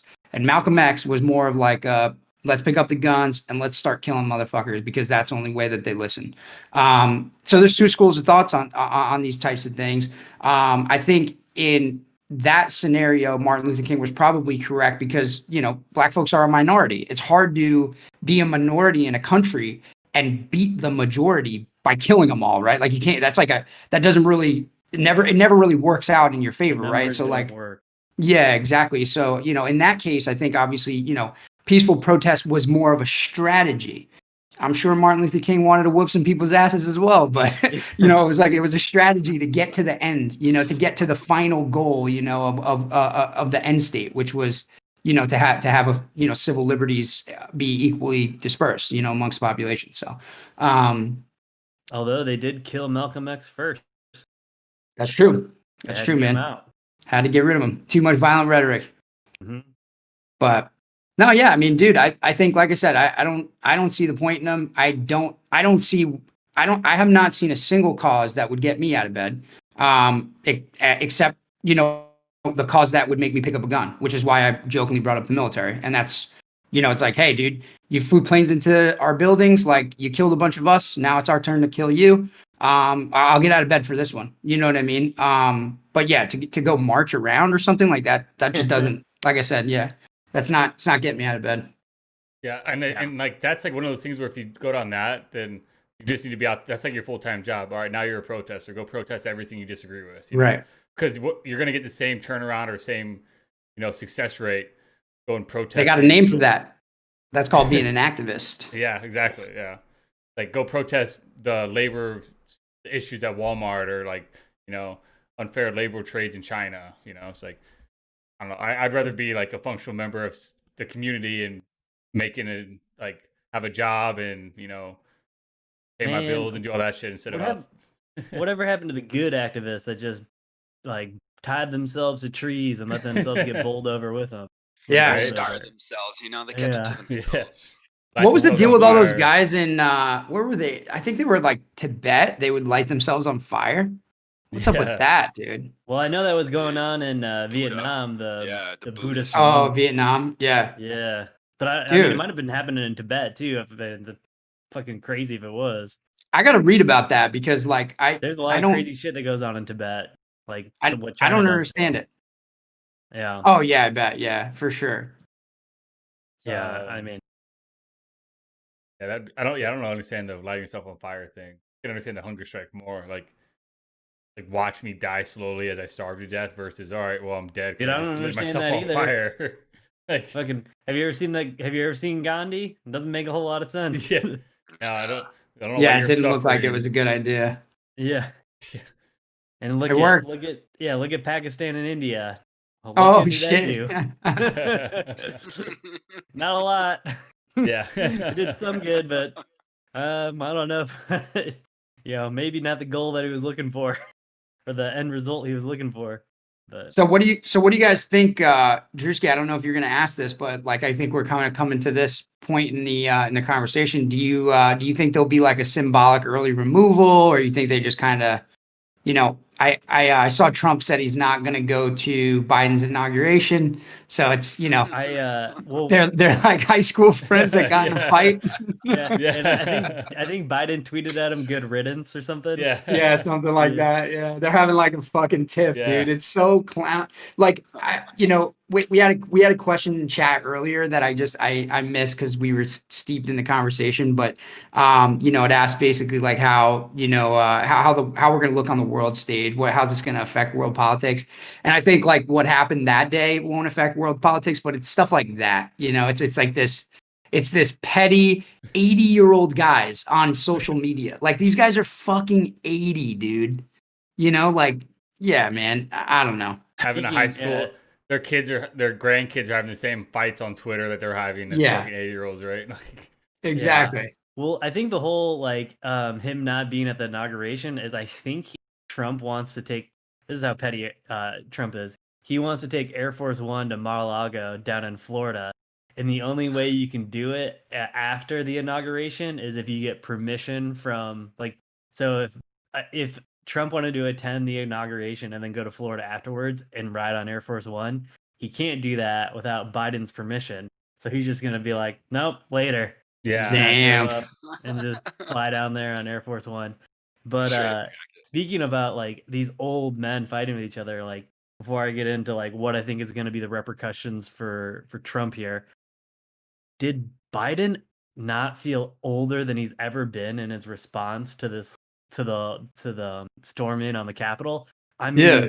he like you can say a lot of things about Trump, not a good speaker, doesn't know what he's talking about. Like if you watch like after he did his horrible speech, like where he barely even condemned it, and it was just like, "You're all really special. Thanks Yeah. for coming out. I love you guys." Like, what are you doing? What are you doing? Good job. And I feel the same as you. yeah, They I feel stole the same as you. election. Yeah, yeah, What yeah. an idiot. So like, and then if you see the one that came out, was it yesterday or today? That's like a lot better. Look at how many because I edit the podcast. Like, look at how many cuts there are and edits there are in that thing. How many takes do you have to do just to get that 2-minute response out? But he never felt old. Like to me, like whenever he was speaking or anything, he never I was never like, oh yeah, our president's 80. But like when I saw Biden, it was like an old man just being like, behave. Knock it off.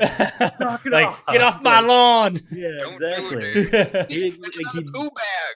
yeah, like he barely knew. Like, can we get an A and O on him? What's he at? A2? Yeah. Like, he's definitely not at 3. Like, Bro, Dude, uh, he number one, I've always thought that he was just a super low charisma dude, which is not what you want in that seat. But yeah, like, dude, seriously, man, like the whole I had this conversation with a buddy of mine about gaffes, like political gaffes. Like every politician has gaffes, right? Like Donald Right. Trump has them. Every politician has them, right? It's a fact of life when you're on camera 24/7. mhm. But goddamn, dude, Joe Biden is not having gaffes. That guy is. There are disconnects between the circuits in his brain for sure. Well, the weird thing is he looked good in the debates. Like he did. I thought he did admirably in the debates. Like he didn't look like as old as he is. Like you couldn't be like, oh yeah, this dude has clearly descended into salinity. Which that the reaction that he gave afterwards, I'm like, he's back in the grips of salinity. Like he doesn't know where he's at right now. well, I mean, Drew, to that in the point, debates, that's I like, sort of disagree, but yeah. well, that's also like a coach thing, right? During the election, during the run up, they're gonna make sure that like he's on top of his game. Like, but what happens when now that he's won, right? And you wake him up in the middle of the night and he's got to address the world, and he's like doesn't just now figuring out what's going on and hasn't processed it and like rehearsed it 100 times in the mirror and like be like, wait, what am I doing again today? Like he's got to do it off the cuff, and then you're gonna really see the fuck ups, right? Because then he's not gonna have it. You won't have to wake him up, dude. He'll be reading the TV guide. Yeah. Fucking just hanging out by the. Yep. Dude. Oh shit! No, it's true though, man. You're right. I mean, those claws like set up all over the White House so he can reach up to high places. That grabber. Oh god, dude. Dude, but it's true. That's like, so true. That's what I was thinking. Like now that he's out of he probably doesn't have the coaching and the spotlight. He's going to be a lot more freehand with like a lot of these like emergency type situations. Like you're really going to see the true aspect of it. I feel like Well, I mean, I think you probably won't because you're going to get so much media spin. You're going to get the media's going to cover him so generously that like you're never going to get. Maybe you will. I don't know. I mean, he's got to do live stuff, so we'll see. But yeah, I mean, I'm with you, Mike. I think the mask has to come off because that job, dude. I mean, you look at Obama, man. Obama went into the office, bro. He looked like a young, like strapping man, and he came out of there gray, bro. He came out of there gray as fuck, bro. I saw another picture of him. It's a hard job. Well, I saw another picture on Instagram. And he's got his hair doesn't look as gray anymore.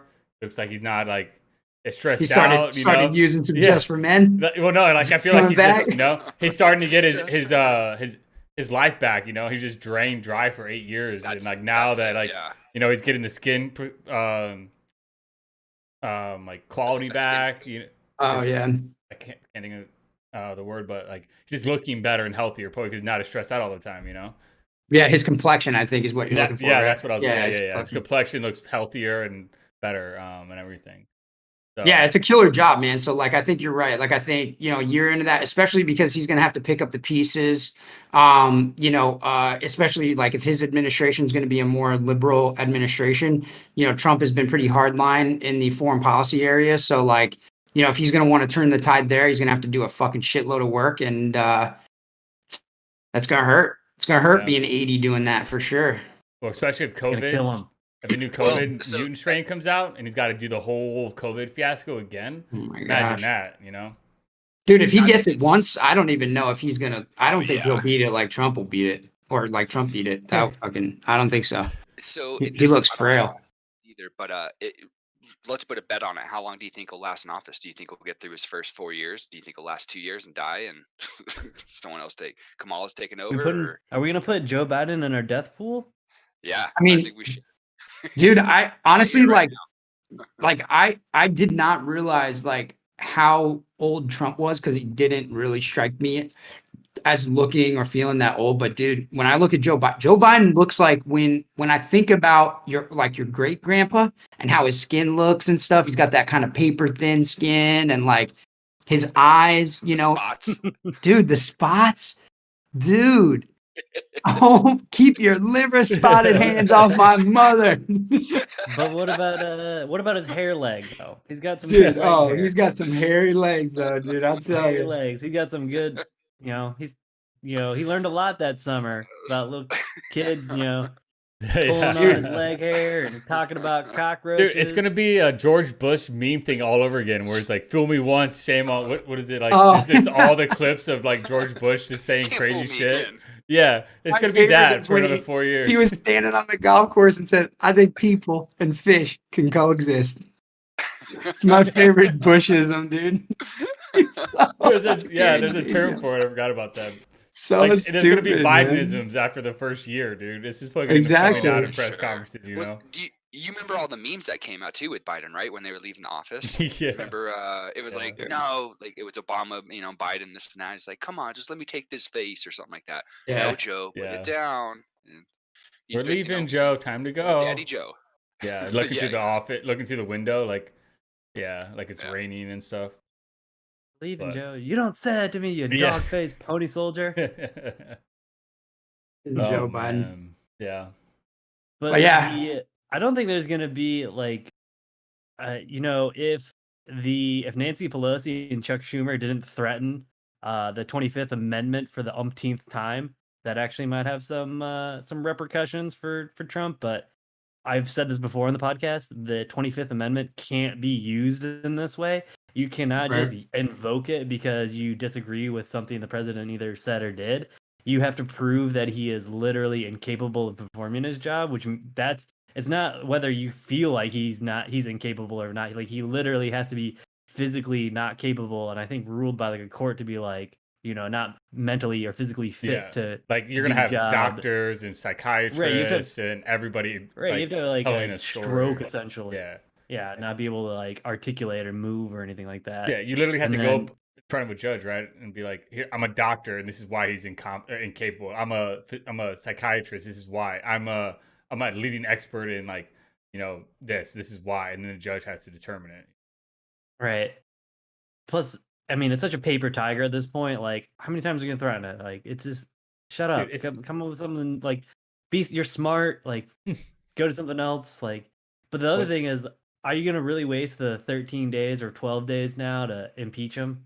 Like, yeah, that was what I was gonna say. Is like we're so close. It's like it's kind of like it looks like everybody's distancing themselves from him now, and it's like, it seems like the wave is kind of washed over and cleared everybody away from him. And so I don't really see the point in like now trying to, put the final nail in the coffin. It's, I do. it's over. For The only argument that I heard Oh, is Mike because they does. didn't want him to get a second term or something like that. They didn't. Yeah, want him down to- in 2024. Yeah, exactly. That was the. that's a good point. Excuse me. But I don't think he'll have any chance. But go ahead, Mike. Sorry. No, he's that ship sailed with this whole fiasco. But I think they want to do it just for the nail in the coffin. They hate Trump so much that they will do the extra work to just have that extra, like, we finally got him impeached, guys. It took us literally 4 years, but we got him impeached before he left office. It's not like they're not looking at it as like, we only got to last 12 more days. Yeah, they already did it. Yeah. They already technically did. I know it. you mean like get him out of office. Yeah, Right. yeah. It would be an extra stamp if they could get it done with, well, I mean, that would say a whole lot about him and his presidency if they could impeach him a second time and get the Senate to convict him in less than 2 weeks. Yeah, that would be. That'd like 2 weeks to be pretty fucking crazy. I mean, that's I just don't see why they would waste that effort. Like, it's it's everyone's distanced himself from him. Like, his political. It's like John said it best. Like, the Republicans haven't won an election since 2016. Everyone's distanced themselves from him. Nobody really wants to be associated with him. And he's kind of just going to go probably off for a little bit. He'll resurface. I mean, this brings us to the probably the next part of this whole thing. But, he's already been banned off of social media. So, Twitter and Facebook. He's going to be in the wind for a little bit. Yeah. He's going to be the next Alex Jones, bro. They're going to pop up together on some alternative platform because YouTube's going to ban him. Platform. What do you guys think about that, since you're on that subject? But yay or nay for Twitter and Facebook for banning them? I mean, I've always said it. I don't care because they're a private company, so I don't really care. They should be able to ban whoever the fuck they want. I don't think you should be protected because you're a government official. Like, if that's your only form of outlook to your constituents, and you're already fucked up. Like, if Twitter is your way to reach your audience or your voters, then you're shouldn't be the platform for that. Yeah, I mean, the way that things are structured, and they're completely within the right to do it. I mean, you know what you need to do or what to say if you want to stay on those platforms. So, you poke the bear, you can't get mad when it attacks you. So yeah, for sure. Yeah, I think it is pretty crazy that the president, like, it's basically a presidential deplatforming. Pretty crazy. Yeah, it's the precedent set now. You can do it a lot easier in the future now. Trump's been fighting it for years. Literally been fighting this fight, and they now won. So now they pretty much can deplatform anybody they want now. I think they were kind of waiting in the back for it to happen. They knew eventually they were going to ban his ass. They were waiting. They're waiting to get all the capital and like all the goodwill to basically do it, and have basically people either be like, well, he kind of deserved it, or like everyone just being like, yeah, he should have been banned like 5 years ago and he wouldn't have been president. And you can even get the Trump supporters to be like, yeah, if they banned him 3 years ago, he's still president or something like that. So yeah, they pretty much timed it perfectly. and he's dead in the water anyway. 12 days left, something like that. Yeah, I think the storm at the Capitol was like the icing on the cake for him. That's all they needed. They were probably going to ban him afterward anyway. So this is just a little early, and fuck it. Well, Although the perfect I time, think right? with- I Mhm. think with the censorship stuff, it's like I think it's just the wrong way to look at it to say like, oh yeah, I'm angry so and so got censored, or I'm angry whatever. Like either you want, like we've had this conversation before, like either you want social media and private entity, right? Like so normally, let me back up. Normally, if you're a conservative, you are not for censorship. But if you're a conservative, you're for free enterprise, right? Like so you want less limitations on free business. So these are incompatible views for most conservatives when they're very angry about censorship, but then they also want to see companies regulated. So they're essentially expressing like a huge political hypocrisy to try to extend their will. And so I think that people just need to decide what it is that they want to do. Either they are pro business, pro private enterprise and allowing them to do what they want, or they are pro bigger government. Yeah.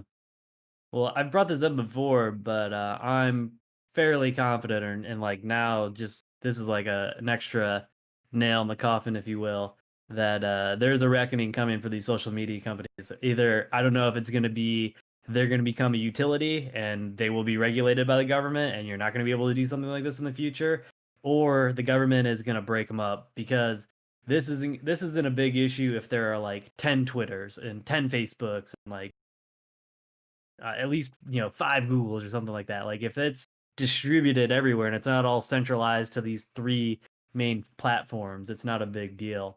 But there's like I said, there's already a lawsuit in the works right now for Google, and a monopoly case right now.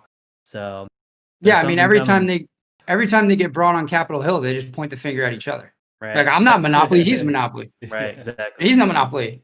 Yeah. They That's do the that buck, thing. and they're gonna get sick of it one day, and okay, they're focused, they're laser focused on the right now, but when that ship turns or rights itself and starts going back the other way, people are gonna get pissed off. I've thought a little bit about this too. Go ahead, Mike. Sorry. I was gonna say to that with like just real quick, like when they get the reckoning, it's probably gonna when the people that are asking them the questions actually know how technology and their phone and the internet works.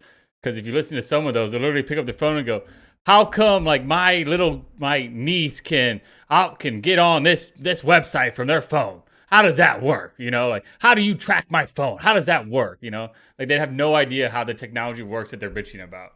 So like I think it'll probably take the time to where you have the people that actually know what the fuck's going on with these companies and how like their phone actually tracks their data, kind of like how we know, like the more in depth and just how does my phone know where I'm at. I think that's also part of it, like they go up there and talk a lot of shit, but I don't think anybody behind that's asking the questions really know what the fuck's going on. No, yeah, that was what I was going to actually bring up, is that the technology moves faster than government. So that's a big problem. Like government is historically just so inefficient and super slow, and technology is the opposite. Yeah. It's always forever forward looking. So like all the government, so this is kind of my problem with the whole censorship argument, is what do you want to regulate moving forward? Because if you regulate looking in the rear view and you say, okay, I don't like that you banned Alex Jones and Donald Trump, so I'm going to adjust my rear view mirror and say, you're not allowed to fucking ban people no more. Like for this, and this, I'm going to regulate you. Well, then the companies discover new and more creative ways to do whatever the fuck they want. You see what I'm saying? So it's like, how do you regulate forward looking? And so, yeah, to Mike's point, I think that until we have some people that really understand what they're talking about with regard to technology and where technology is moving, lawmakers are never going to be able to get ahead and get in front of this thing ever. And you're just going to give. Plays Among Us. She plays Among Us. Yeah. I love that game. The servers are dead though. Yeah. It's just like everyone getting mad at they always get mad at Amazon because like you'll see these news articles that come out every now and then, like Amazon paid like no taxes or whatever, minimal amount of taxes. And it's like, to your point, Rob, like that's what they do. They pay lawyers $100 million to be like, and accountants to be like, make sure I pay least amount of taxes possible. And it doesn't matter how You're many American. pages you make your tax code or whatever it is, they're gonna hire a team of lawyers and accountants to find all the loopholes in the system to get around it. Yeah, if The more anybody's strings you try interested to in put 'em that down. topic, look up Apple and a lot of these big tech companies and their relationship with Ireland. You'll be really Yeah. surprised with what Yeah, you Ireland's a find. tax haven for these big companies, and I think Liechtenstein, or no, it's Luxembourg is another tax Luxembourg, haven. yeah. And yeah, I mean, dude, it's everywhere. I mean, finance has it down in the Caribbean. Yeah. You know, people, dude, naturally, wherever there is legislation, wherever there's regulation, there will be regulation dodgers. And like I said, so you know, I just caution those who may be pro regulation, who are actually conservatives, who don't truly believe in regulation, but are having a knee jerk to the censorship problem that they see. I just caution them to think very critically about how much more power you give the government. Right.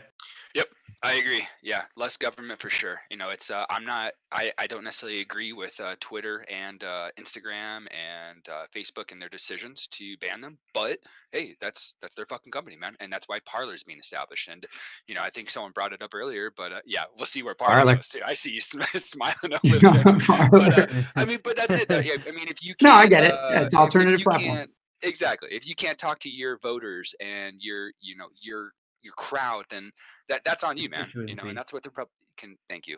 But that's what the Republican Party needs to do now. You know, they need to catch up with what the Democrats have done. So, Well, it's a slippery slope.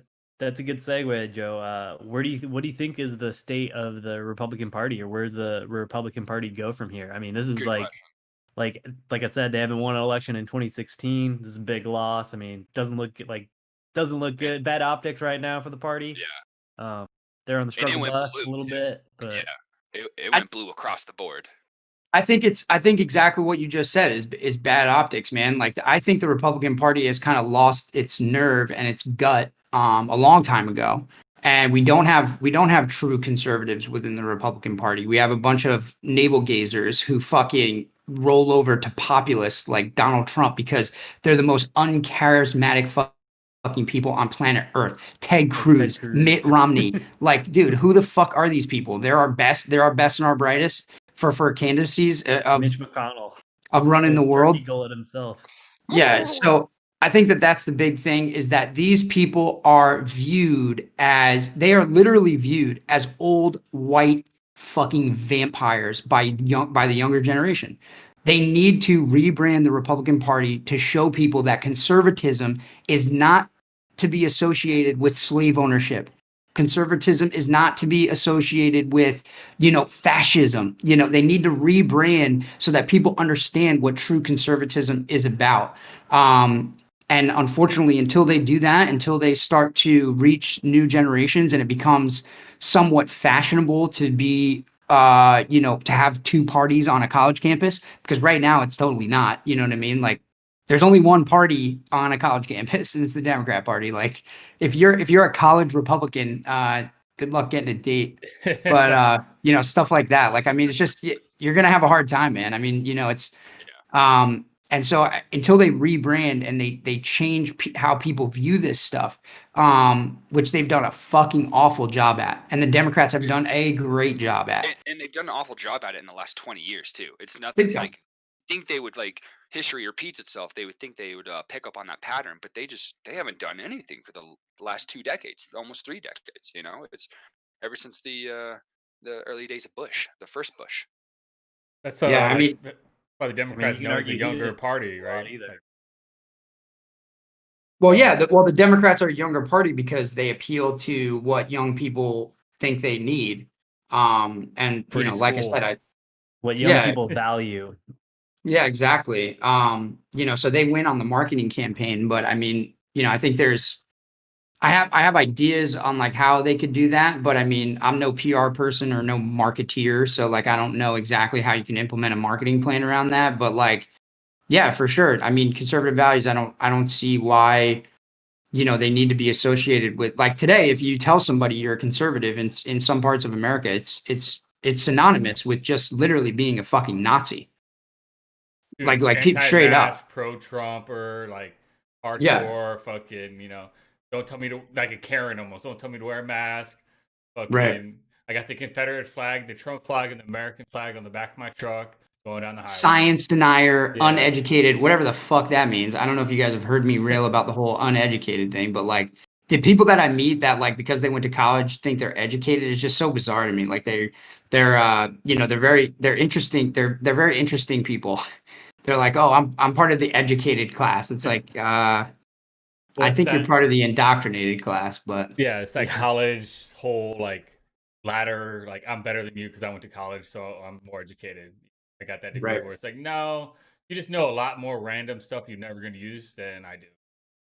yeah, Like, and you probably already like forgot, 90% of the people, Like, maybe it's just my age group. I don't know. Maybe like, if we talk to more people our parents' age, got some anecdotes from them, like we might see that a lot of them maybe use their college degrees that they actually studied, but like 90% of the people that I meet that went to college right out of high school do not do anything even fucking remotely closely associated with their degree.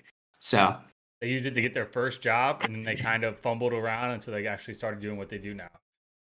They might have used it once, yeah. like that. Yeah. Yeah, it all devolves into do you know what Godwin's law is? Godwin's law, dude. Isn't that I don't want to ruin it. I think I know it, Uh, unless you want to give me a guess. It's the longer a conversation goes on, the higher probability that the conversation will eventually devolve into calling each other Hitler or one of the parties involved in the conversation Hitler. Like Yeah. that's where we are now with the, like Yeah. the younger the younger crowd when it comes to politics. It's true, Well, it's- man. And if you don't, like you said, if you don't bake something in like that has to do with like, climate change or, free college or universal basic income, it's just not sexy enough to, like the Republicans need to find something sexy that appeals to younger generations that doesn't necessarily get us on the train of giving everybody free shit until we're Yeah. fucking broke. Yeah. Right. Well, it And just even needs to be like more like middle ground. Like there needs to be more of like you can have like you don't have to be just this old like diehard, steadfast, not gonna ever change anything. Adapt and try to beat in the like. You shouldn't have to be like you can like flex both sides and still have like be a conservative, but like be well, more Yeah, brain. I they need guess some I don't know how good to explain. young new faces. They need Yeah. someone that's in with what we were talking about earlier with technology and stuff like that. Technology moves fast, but all these guys running up to the floor and stuff like that, they know what the fuck they're talking about. They need to get some good politicians in there that are young, and that's just well, on the conservative side is hard to find. they do have that. They just run them out of the party, or they marginalize them. Like they ran Paul Ryan right out. Like Paul Ryan Yeah, saw this. Like good point. he saw this in 2016. Was like, or in 2015 was like, I'm out, man. Like Yeah. see ya, like deuces.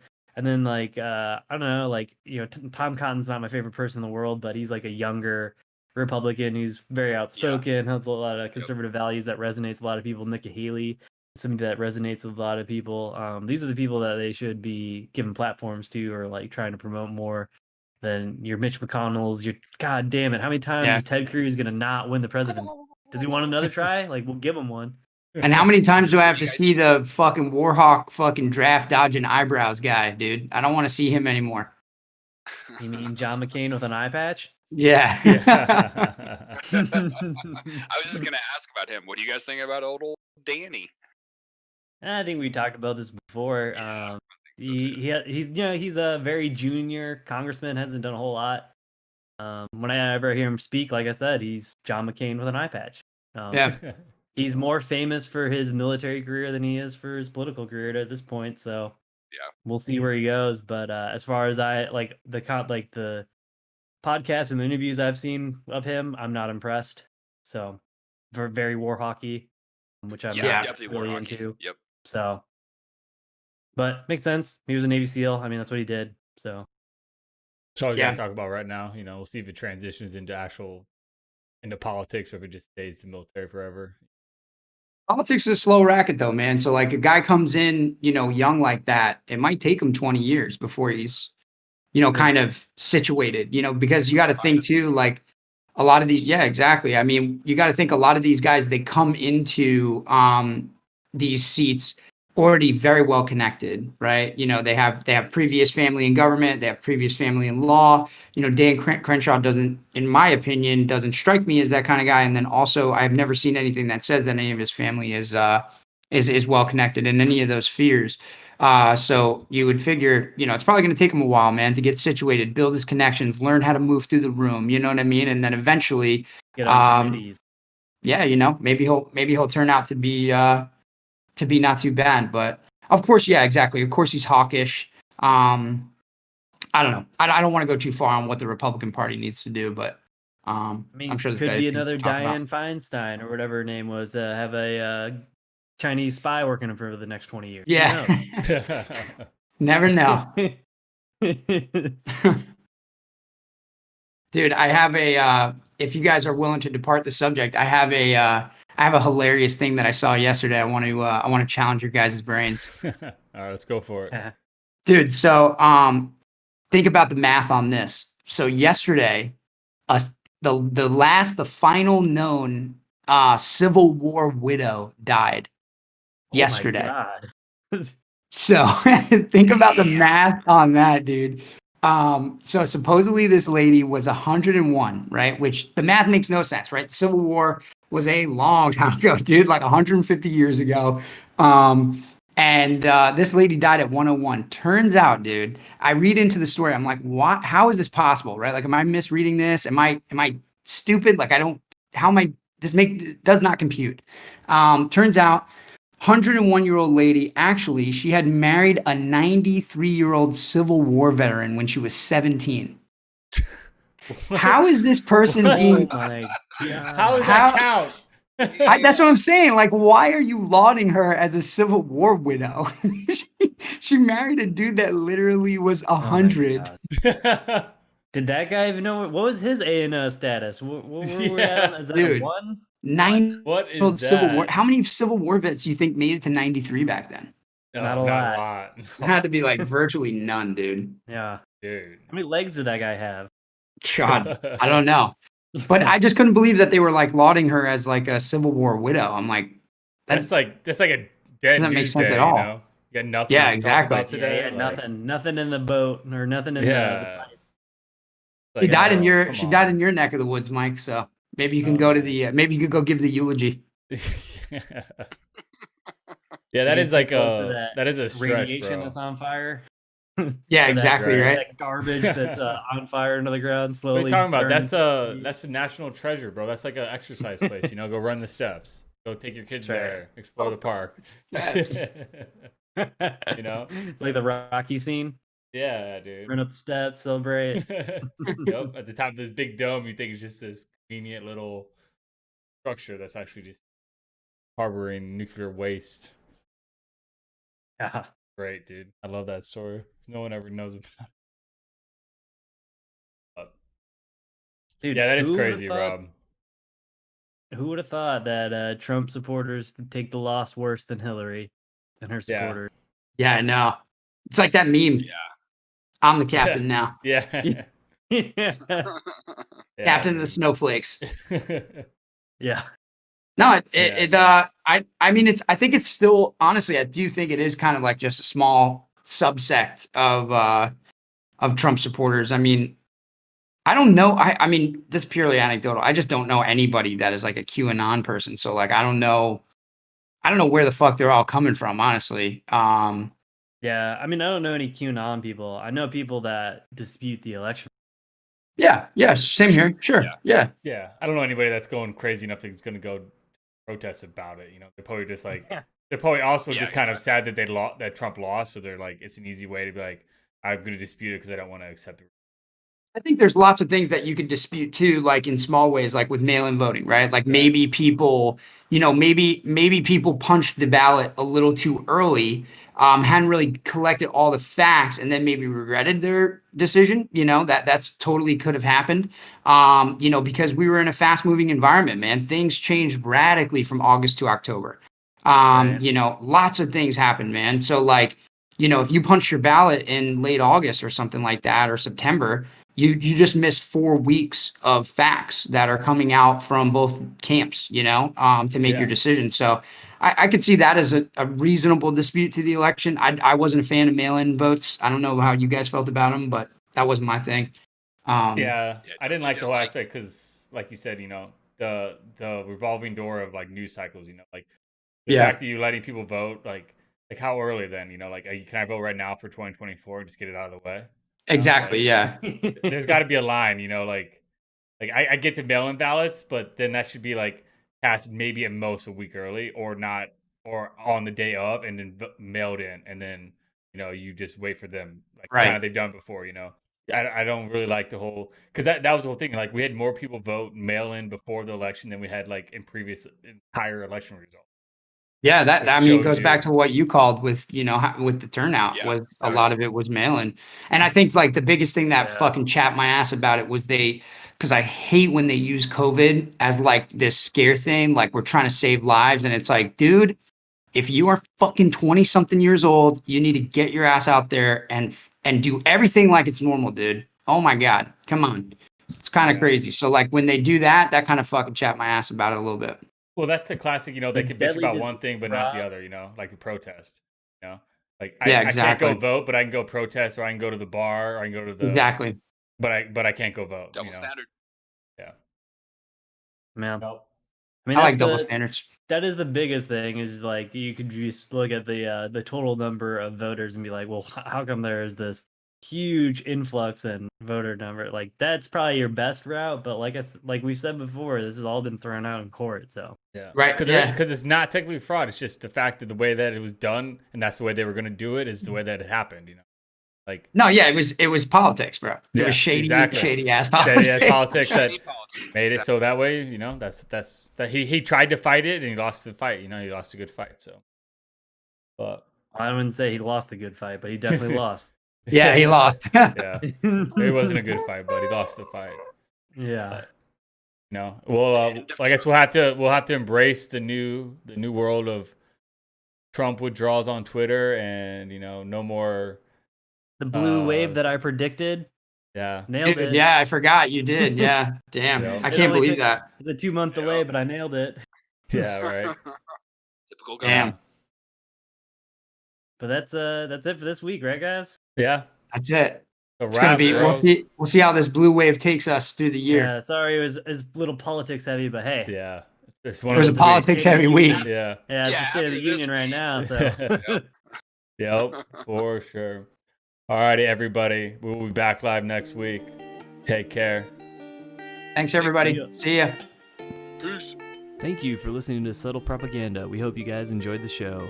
Make sure to like, subscribe, and follow us on our social media. You can find our podcast anywhere podcasts are uploaded, which include our pre and post show.